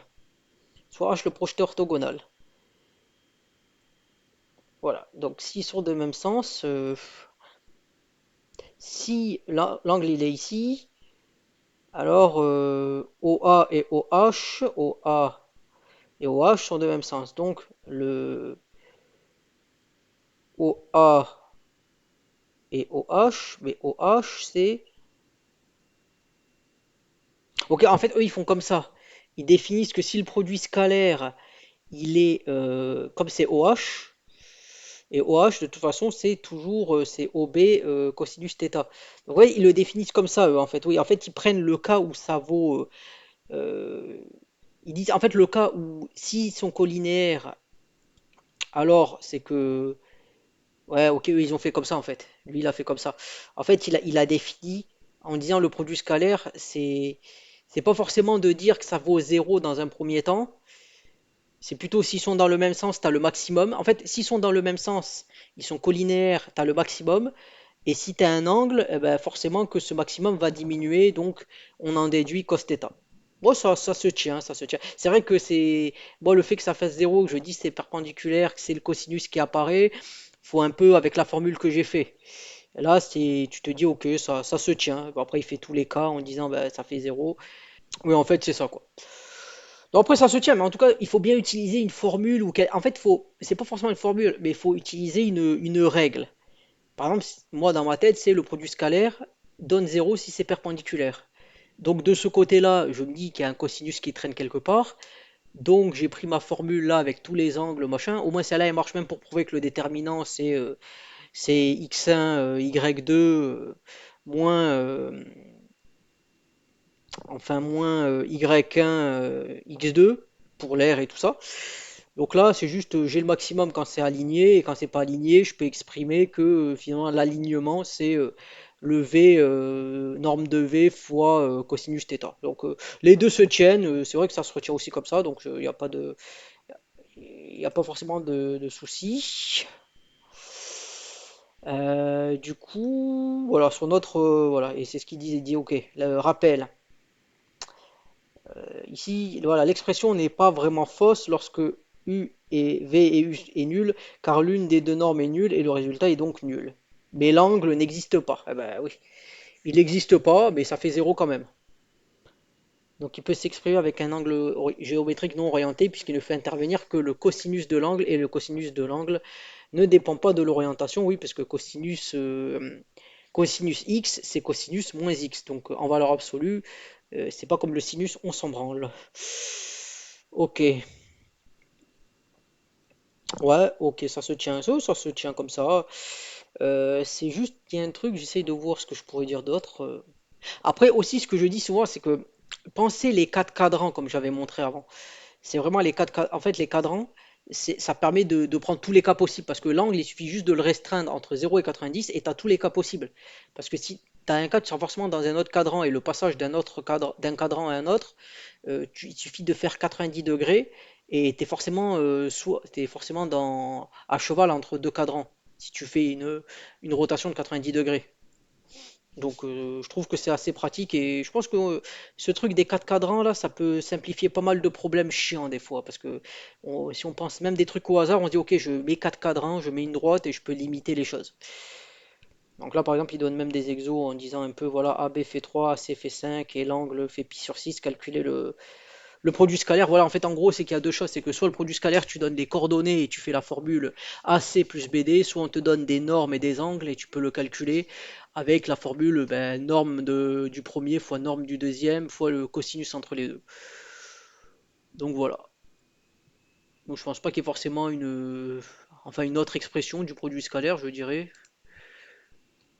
Propriété, voilà, c'est ça. Si et seulement si leur produit scalaire est nul, voilà. Après, c'est un peu en fait, c'est ce que j'ai fait. Voilà, que finalement, le produit scalaire, c'est la norme au carré. Le fait que ça soit bilinéaire, c'est-à-dire qu'on peut distribuer comme on veut. En remarquant la propriété suivante, on peut faire en sorte que, voilà, de montrer que bah, le signe moins, oui, on peut voilà développer comme ça. Là, la formule avec les normes. Là, la formule aussi ici, et que voilà, ça c'est le a plus b, facteur de a moins b. Et on a ça aussi. Oui, parce qu'en fait, le UV, finalement, il est ici, il est aussi ici. Donc, finalement, si on fait la somme ici et qu'on soustrait et qu'on divise par deux, on fait ça, on soustrait, on divise par deux. Donc, on a cette connerie là. Mais ça fait pas ça. Le UV, c'est en fait c'est le parallélogramme un peu. Donc, après, même on peut faire que c'est U plus V, ça divisé par 4 par exemple. Puisque si on fait ça moins celui-là, on a 4 UV, on divise par 4. Donc voilà, donc après il y a des exos comme ça, on peut justifier que. Ouais, ce que j'avais dit ici en plus, un repère orthonormé. Voilà, après bon, ça donne quand même des exos où on peut faire. Voilà, il y a matière à faire ici, mais je vais pas regarder ces exos-là, je vais regarder le reste qu'il y avait pour voir si c'est différent. Ici. Donc celui-là, alors, c'est possible que je me trompe si je fais les calculs rapidement, hein, je veux dire, c'est sûr que je peux me tromper. Donc là, bon, je vais essayer d'être rapide, de faire comme ça, on va voir si je me trompe. La question c'est, est-ce que le produit scalaire vaut zéro? Alors déjà de tête, bah non, puisque les... Déjà il y a un zéro ici, quand on a un zéro ici, on peut être sûr que s'il n'y a pas un zéro ici, c'est pas... C'est forcément que non. D'ailleurs ça fait... s'il y a un zéro ici, ça veut dire que ça fait -2. Là ils disent quoi? Ils disent si U et V ont pour coordonnées ça et ça, est-ce que les vecteurs sont orthogonaux? Eh ben, ça c'est ce qu'on a vu tout à l'heure, oui. Si on prend deux vecteurs et qu'on fait la somme et la différence, c'est orthogonaux. Ça c'est vrai. Après on pourrait essayer de voir. Si je fais ici 1, si je fais 1 plus 2, ça fait 3. Je fais la somme, ça fait 3 ici et ça fait 1 ici.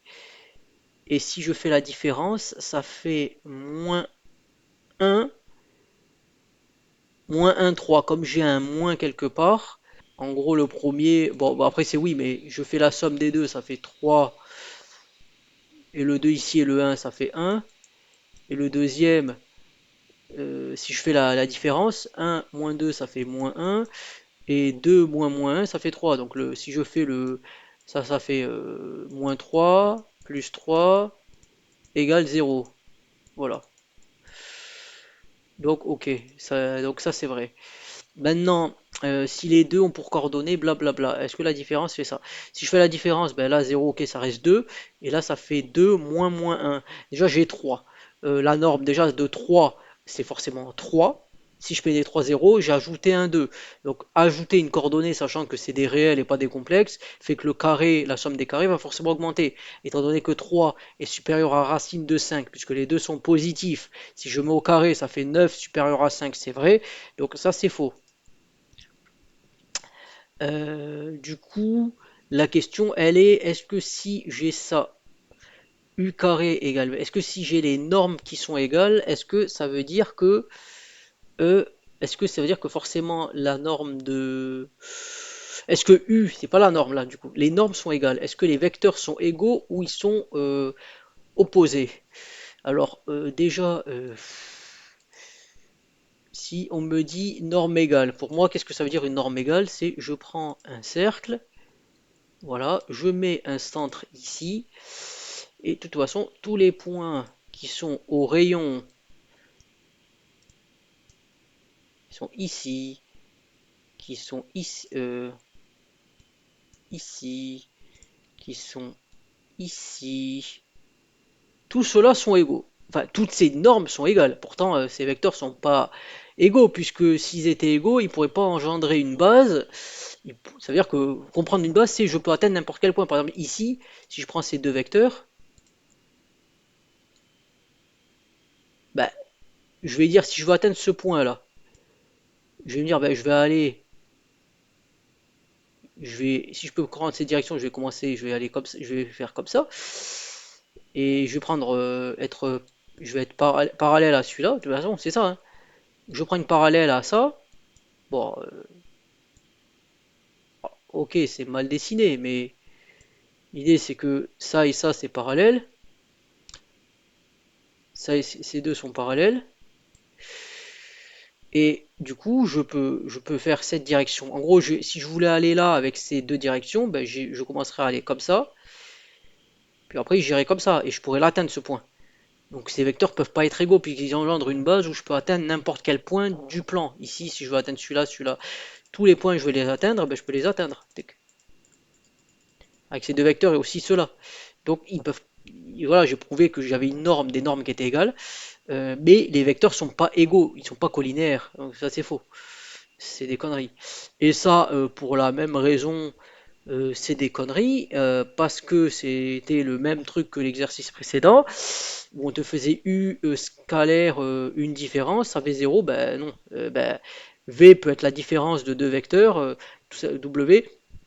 Comme j'ai dit, hein, si je prends W, je suppose que V n'est pas nul. Je dis que W c'est 100 milliards de fois le V. Eh ben, ce sera toujours, si le produit scalaire est nul, ça sera nul pour V et W. Pourtant, ils sont pas égaux. Ils sont pas égaux. Ils sont dans la. Alors, ils auront même pas forcément la même direction parce que. Ah, est-ce qu'ils auront la même direction? Ça, c'est une autre question que j'ai eue. Si à la limite, ils auront la même. Même. Enfin, ils seront parallèles, oui, ils sont tous parallèles par rapport au... Ils sont tous parallèles, puisque ça, je veux bien. Mais en tout cas, ils sont pas égaux. Parce que déjà, s'ils sont égaux, ils auraient la même norme. Et c'est pas le cas. Donc je pense que c'est faux. Or, qu'est-ce qu'eux ils disent? Voilà, eux ils font la différence et ils arrivent au truc et disent U est orthogonal à ça. Euh, voilà. C'est généralement égal à zéro, donc c'est orthogonal. Et là, c'est généralement égal à zéro, donc c'est orthogonal. Voilà. Ok, donc il y a ça. Après, ça c'est quoi comme exo ça? Ah ouais, donc en fait, ça c'est en gros, qu'est-ce que ça met? Produit scalaire. Ouais, en fait, ça va être calculatoire. Donc le mieux. Bon, après ça, en fait, faut. Ça c'est les trucs où, comme je dis, avec Paint, avec ça, c'est facile de faire des erreurs, franchement. Parce que. Donc il dit quoi? AC.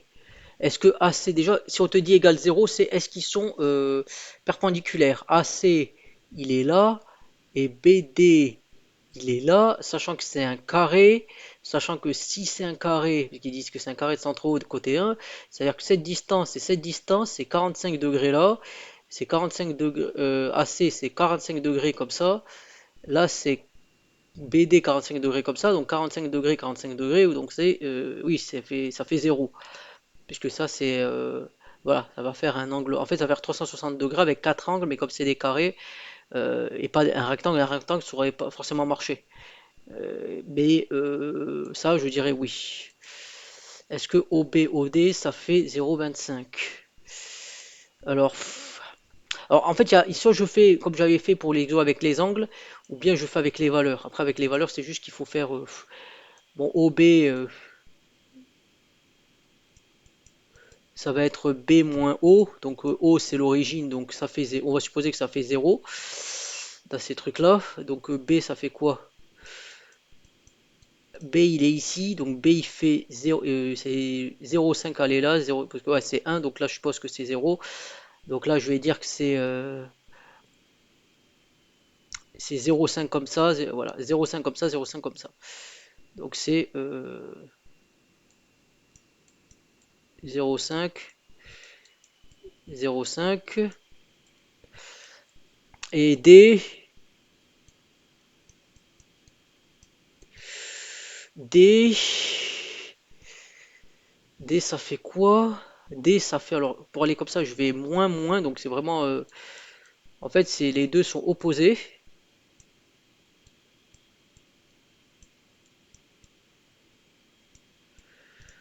Donc comme ils sont opposés, de toute façon B et D ils sont opposés.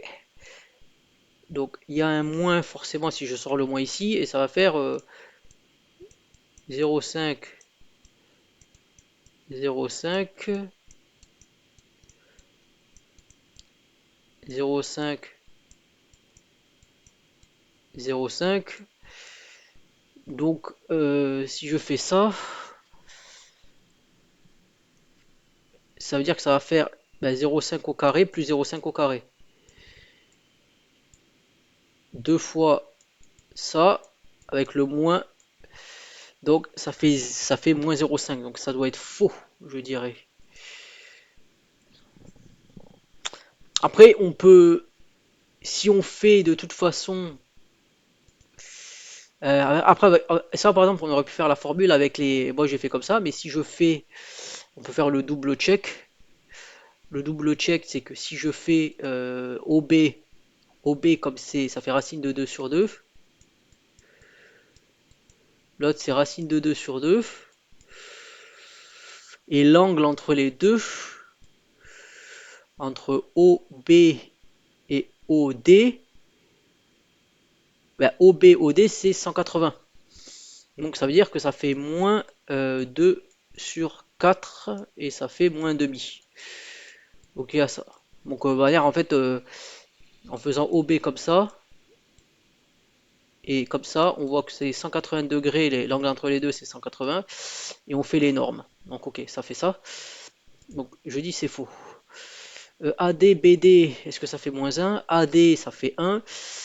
BD, ça fait racine de 2. Pour que ça fasse moins 1. Après, comme j'ai dit, c'est en fait, si on fait avec les angles, le truc c'est que, en fait, si on fait la direction avec les angles, ça peut être casse-gueule. Comme j'ai dit, le truc avec les coordonnées, au moins, c'est que les coordonnées, on est sûr de pas se tromper. Parce que si on fait les coordonnées, on se trompe pas. Par contre, avec les angles, interpréter que l'angle il est là, ça peut être assez compliqué.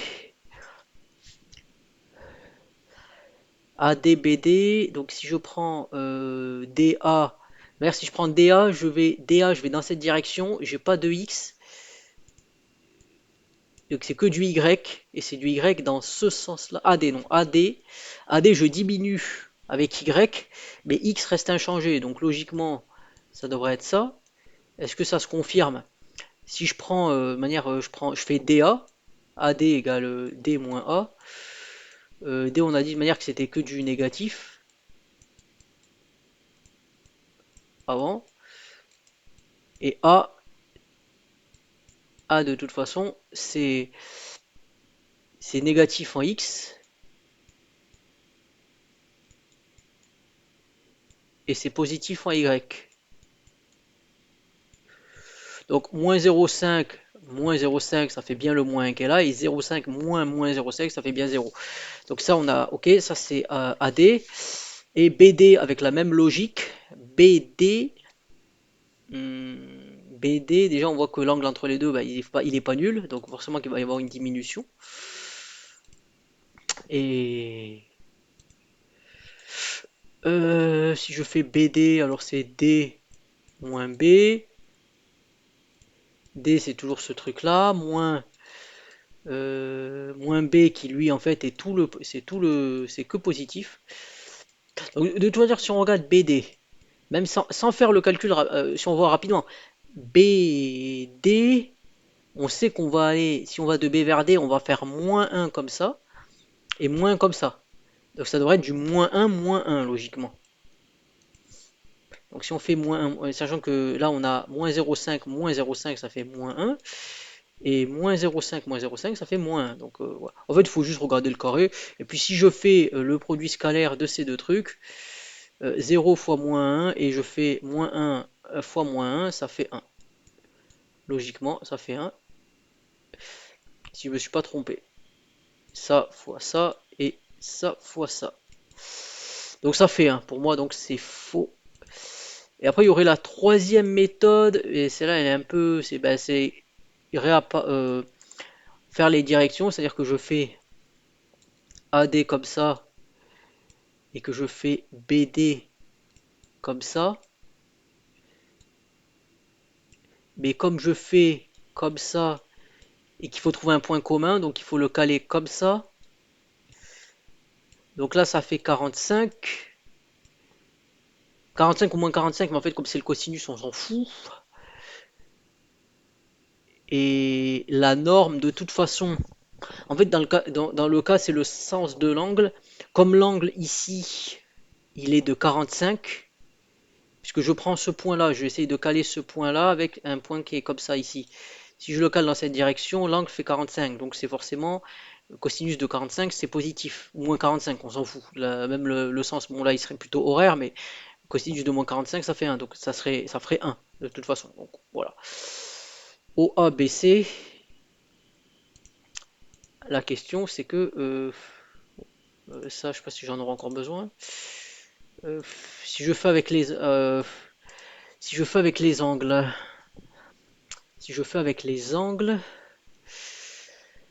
OA, alors OA c'est dans ce sens-là, BC c'est dans ce sens-là. Donc si je mets un point commun OA, BC, OA, BC, c'est-à-dire que j'essaie de caler ce point. En fait, ce qui n'est pas flèche, donc ce point, j'essaie de le caler ici. Donc si je le cale ici, ça fait comme ça. Donc l'angle entre les deux, il est de, bah, logiquement, de 135 degrés. Par contre, cosinus de 135, euh, c'est moins racine de 2 sur 2 normalement, puisque cosinus de x, c'est moins cosinus de pi moins x. Et x fait 45 degrés, donc c'est négatif. Et si c'est négatif et que je fais le produit des normes, donc ça c'est négatif. Sachant que OA fait racine de 2 sur 2 et que BC fait 1. Donc ça devrait faire moins 0,5. Donc ça devrait être vrai. Après, avec les angles, c'est des fois pas le mieux. J'essaie de faire avec les angles et de confirmer. Si je me, avec les angles et je fais avec les coordonnées, je sais que les coordonnées, c'est plus fiable que les angles. Donc là, si je fais OA, OA, ben c'est OA, ça va faire A. A, je sais que c'est moins 0,5,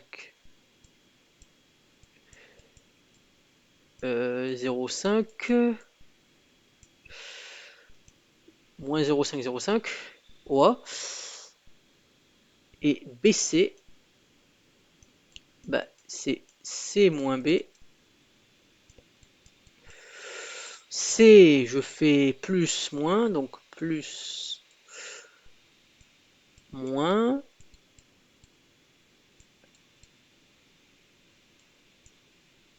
moins, et le B qui est là, le B de manière c'est plus plus.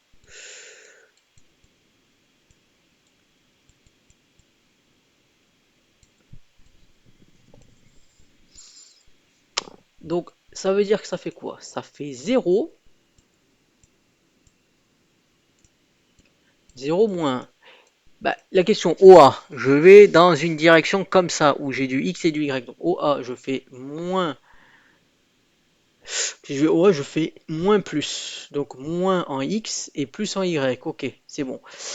BC, BC, je fais moins 1 en Y et 0 en X. Donc c'est ça. Et si je fais le produit scalaire des deux, bon là j'ai un 0 et là j'ai moins 0,5. Et tout à l'heure j'avais dit moins 0,5 parce que c'était 35, donc ça doit être bon. Ouais, ce que j'avais dit c'est bon. Maintenant la Q4, hein, ils mettent une petite somme bien, bien, bien. Putain, si je fais ça avec les angles, ça va être bien chiant, je sens. Putain, ça va être, ça va être drôle ça si je fais ça avec les angles, putain. Ah, c'est-à-dire que je vais avoir AO. Oh putain, je vais faire avec les angles, mais je vais après confirmer avec les coordonnées parce que ça va être chiant. AO, AO c'est comme ça. AO c'est comme ça. DC c'est comme ça. Donc déjà si je fais ça que j'aligne c'est ça. Donc AO, AO, AO, bon, DC. Putain, AO plus DC ça donne déjà, ça donne ça. Alors si je fais comme ça déjà,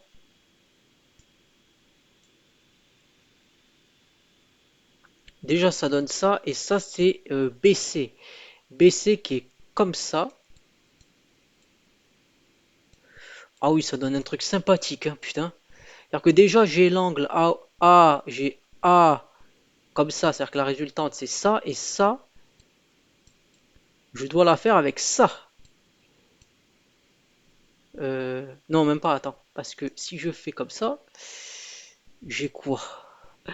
J'ai cette direction-là et j'ai cette direction-là. Donc il faut même pas que je le mette là, il faut que je le mette ici. Donc j'ai ça et j'ai ça. Ah putain, j'ai ce truc-là. Donc déjà, ça veut dire que l'angle entre les deux, là je sais que j'ai 90 ici, il faut que je trouve cette valeur d'angle. Ah putain, et comme ça c'est immonde. Oh. Ah mais ça va faire avec les angles pour essayer de trouver les deux là. Putain. Sachant que si je fais avec les coordonnées, je sais que là je descends de 0,5 et que là ben, j'ai DC c'est 1, donc là je fais 1,5. Comme ça. Donc c'est à dire que A En plus, comme ça, je fais les coordonnées en plus en même temps, puisque si je fais comme ça veut dire que si je fais AO plus DC, ça fait en X ça fait 1,5 et en Y ça fait moins 0,5. Et si je fais ça avec BC, sachant que BC, je sais que je baisse, donc ça veut dire que je baisse en Y, donc ça fait moins 1 comme ça. Et si je fais le truc, ça fait 0,5. Donc c'est-à-dire que comme ça, c'est bon. Avec ça, directement, on a la valeur. On a fait ça, puisque j'ai fait AO, c'est O moins A, et moins A. Moins A, finalement, ça va faire 0, 0,5 moins 0,5. Puisque si je prends A lui-même, ça fait moins 0,5, 0,5, donc ça fait moins 0. Donc ça fait en X 0,5 moins 0,5, plus le, le DC. Et DC, ça fait C moins D, et ça fait, on va dans ce sens, DC, donc ça fait plus 1. Donc ça fait bien le 0,5 qui est ici et le moins 0,5. Et le BC pareil. Donc ça fait le produit scalaire, il fait 0,5. Le truc, c'est que si je fais avec l'angle, c'est putain de chiant. Parce que si je fais l'angle, ça veut dire qu'il faut que je trouve. En fait, il faut que je trouve ce que vaut cet angle-là. Mais en fait, cet angle-là, finalement, je sais que ça va être négatif parce que la pente ici, elle descend. Donc je sais déjà que c'est un angle négatif. Ça, c'est sûr. Dans ce sens. Pourquoi dans ce sens? Parce que si je fais là, j'augmente. Donc je fais 1,5. Et là, je fais moins 0,5. Et comme tout à l'heure, j'ai dit que la pente, c'était le tangente θ, c'était la pente. Donc, c'est-à-dire que θ, c'est moins arctan.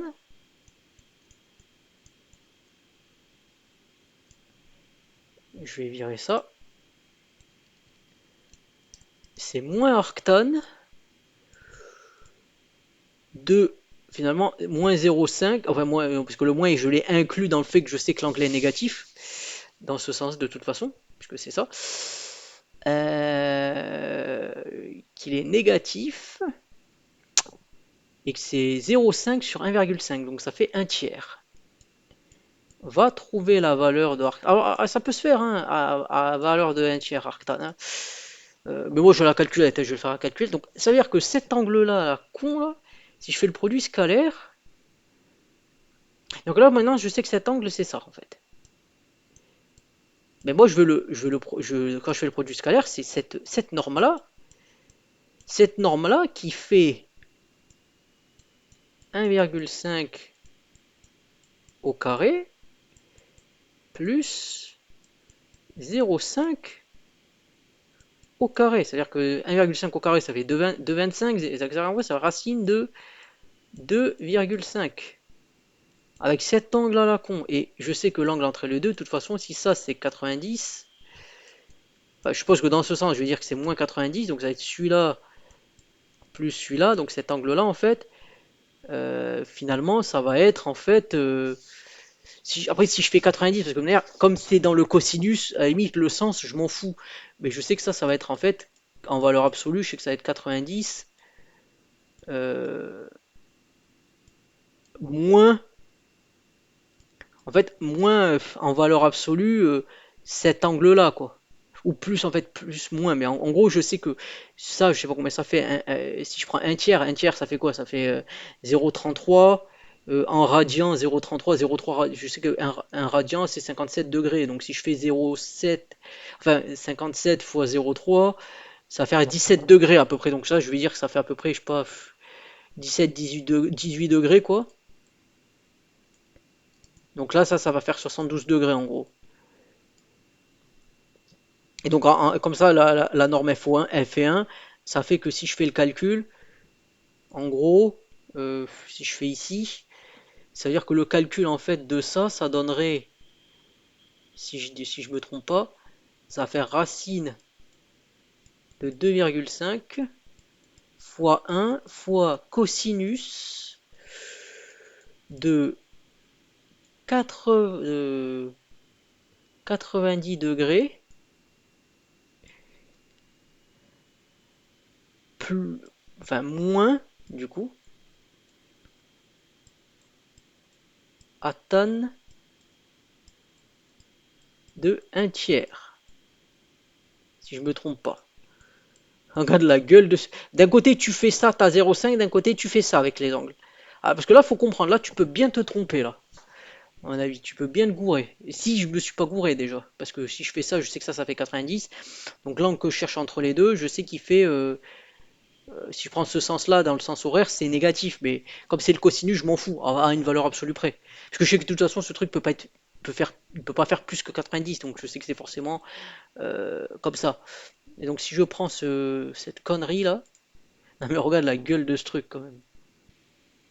Tu prends ce truc là, et vas-y, hein, franchement, SQRT 2,5 fois 1 fois cos de... Et c'est en radian en plus, je pense. Donc c'est pi sur 2 moins... Non, arctan, faut écrire arctan. Donc si je prends la formule du haut là, qui est simple, j'ai 0,5. Et si je prends ça, qu'est-ce que ça donne? 0,5. Regarde la gueule de cette formule quand même. Putain, c'est immonde. Et je pense pas que c'est le truc qui est attendu, hein, faire ça. Mais là, c'est vraiment, j'ai fait, va trouver la valeur usuelle de ça. Ouais, la valeur, en fait, valeur usuelle de. Oh, ça veut dire que valeur usuelle, voilà. Et comment dire, on va rigoler un peu, hein. C'est vraiment. Voilà. Valeur usuelle de ça, c'est 1 sur racine de 10. Et arctan de 1/3.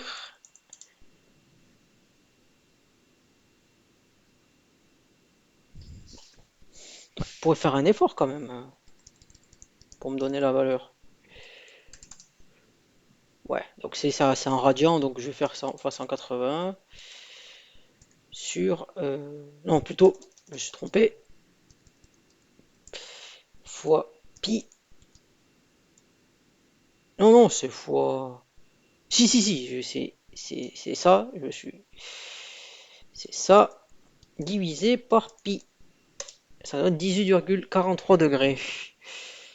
Je sais même pas si tu peux avoir une valeur... Non, je crois qu'en fait, je crois que c'est... Bon, après, déjà, c'est irrationnel, ça c'est sûr.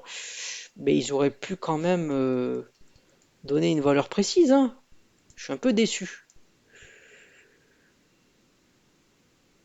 Après, si, je pourrais quand même développer.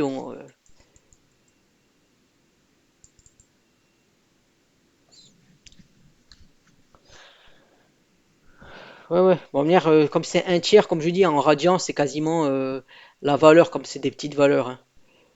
Mais du coup, je pense que je pourrais avoir la valeur exacte, hein.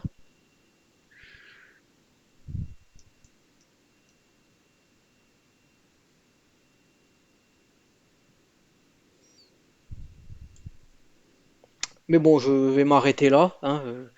Voilà, on a confirmé que c'était bien 0,5 et normalement, je devrais avoir les points, tout. Ah, 16. Pourquoi j'ai 16? Ah oui, ça doit être une connerie de calcul. Ah, parce que j'ai pas mis, j'ai pas écrit, ok. Oui, parce que j'ai pas, j'ai dit que c'était vrai que ça faisait 0,5, mais je l'ai pas coché. Et ça, c'est les erreurs à la con, les erreurs à la con. Ça, c'est quoi comme exo? Franchement, alors je vais essayer de le faire en moins de, je vais essayer de le faire en moins de 2 minutes tout. Alors, si U et V ont pour coordonnées ça et ça, alors la différence fait 3. Ah, c'est V moins U. V moins U, ça fait moins 4. Moins 2 plus 2, ça fait 2, 3. Parce que je fais moins 4, moins 2, c'est-à-dire que ça fait moins 2, 3. Moins 2, 3, ça peut pas faire ça. S'ils ont pour coordonnées machin, alors ce que ça fait? Ça fait 6, ça fait 8. Ça fait moins 2 fois moins 4, ça fait 8, et ça fait 0. Donc ça, c'est faux. Si ça, c'est orthogonal, est-ce que ça veut dire que les normes sont égales? Ben, c'est le calcul qu'on avait fait, hein. Si ces deux sont orthogonaux, U moins V, U plus V, c'est orthogonal. Si ça fait 0, ça veut dire que les normes sont égales, oui. Je dirais oui.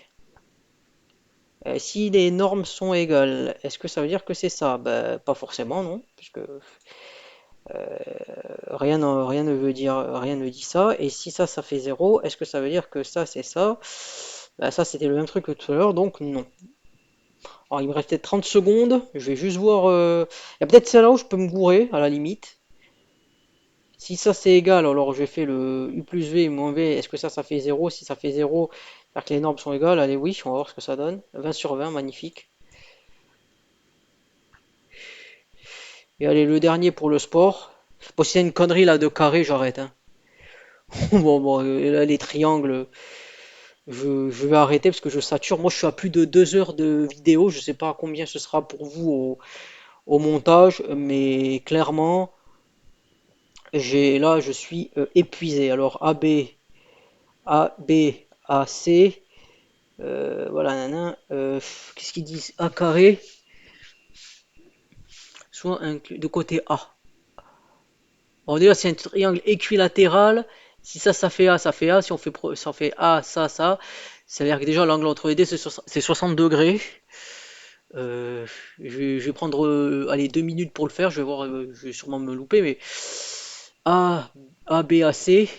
C'est l'angle fait 60 degrés, donc ça fait 60 degrés, ça fait un demi. Donc si j'ai les côtés c'est A, ça fait A carré sur 2 je dirais, donc je dirais c'est faux. AB, AB, A prime, C prime, donc AB, A prime, C prime. Euh, Déjà si je le place comme ça va faire un angle comme ça, sachant que j'ai 60. Et cet angle-là, parce que là, ça aussi, c'est équilatéral. Donc, c'est-à-dire que cet angle-là, il fait 60. Donc, si j'ai cet angle-là et que je mets cet angle-là, sachant que ça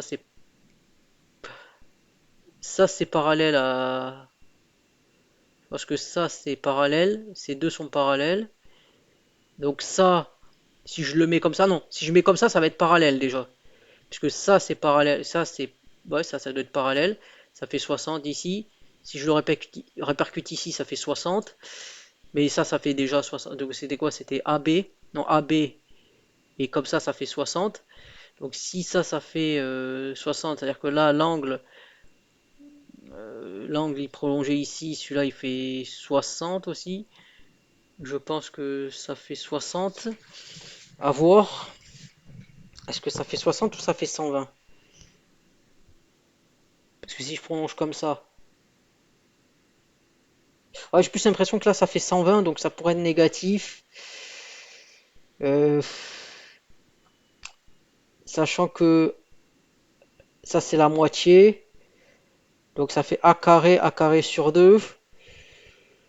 A carré sur 2 ici ça fait 60, ça veut dire que ça ferait cosinus de 60 un demi. Bon, je dirais que c'est vrai à la limite. BB prime, AA prime, BB prime et AA prime. Donc ça fait ça, ça fait ça.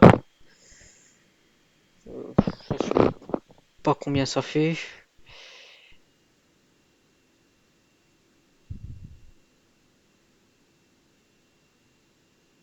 Donc on aurait ça quoi. BB prime, AA prime. Donc déjà AA prime, BB prime. Déjà c'est comme ça. Donc si on mettait B prime B, ça va dans cette direction. A prime A prime, ça va dans cette direction. Si je faisais ça, déjà j'aurais un angle. Je dirais que l'angle il est obtus, donc ce serait négatif. Donc je dirais que c'est faux.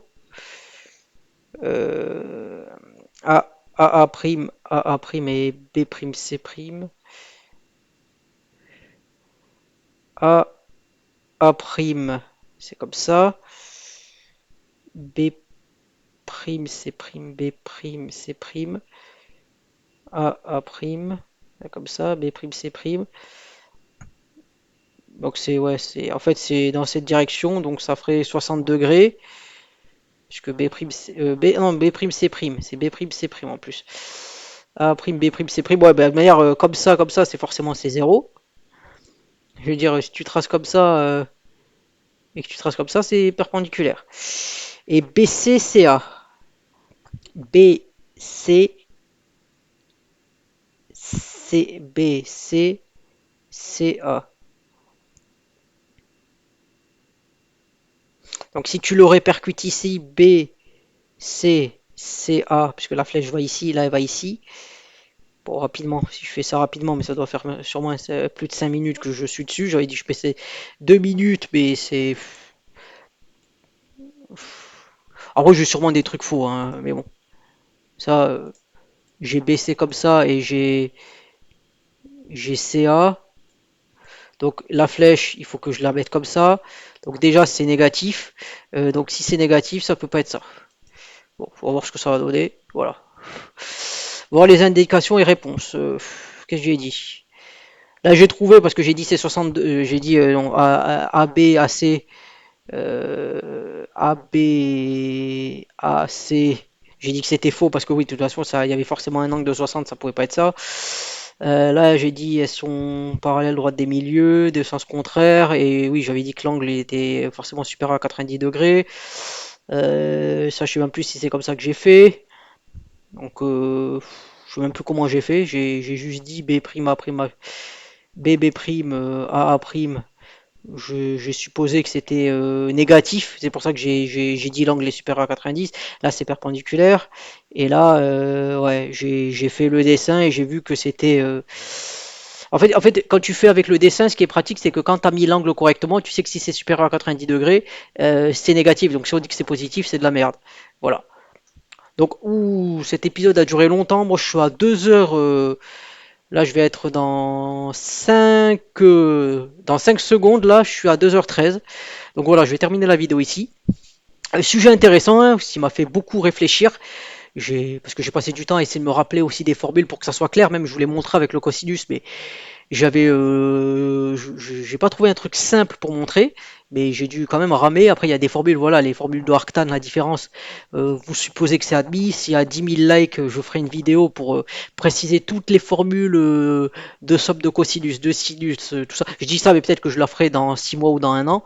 Mais si j'ai 10 000, ça me motivera, bien sûr. Parce que le chiffre, ça fait motiver, toujours. Les mathématiques, c'est des nombres, c'est des analyses, mais c'est aussi le plaisir du calcul. Donc voilà, j'espère que ces vidéos vous auront aidé. Alors je sais que j'ai ma manière de faire, que je suis un peu long parfois, mais quand même j'ai envie de. Je pense que ça se sent quand même. J'aime bien le domaine, j'aime bien réfléchir, me poser des questions. Et comme je dis souvent, si je retiens tout ce que je dis, plutôt si je retiens ce que j'ai fait il y a plus de 10 ans, c'est que j'ai quand même une structure et j'essaye d'aller à un certain essentiel, même si ça demande du temps, parce que clairement, à mes yeux, après, c'est le côté qui fait que souvent les gens disent ouais, mais je suis nul en maths et ils rigolent. C'est que les mathématiques sont pas gratuites. C'est-à-dire que voilà, un jeu vidéo, tu peux apprendre à jouer rapidement et tout ça. Les mathématiques, elles demandent une implication. C'est pour ça qu'il y a plein de choses que je ne connais pas en maths, hein. Je veux dire, si on me demande, on me parle de degrés de dimension 50, j'arriverai pas à me représenter les choses. Donc, il y a une humilité à avoir avec ça. Et je sais des choses, donc c'est pour ça que je partage ce que je sais. Mais il y a beaucoup de choses que je sais pas et je l'accepte et je dis voilà, j'accepte que je sais pas des choses et que ça me pourrit pas la vie. Mais si vous, vous faites des études, que vous voulez être ingénieur ou que vous voulez être prof, ben, il y a quand même des certaines choses qu'il faut faire, hein. Ça c'est sûr. Donc voilà, moi je vous dis bye et à plus pour peut-être des prochaines vidéos sur les mathématiques. Allez, salut et portez-vous bien.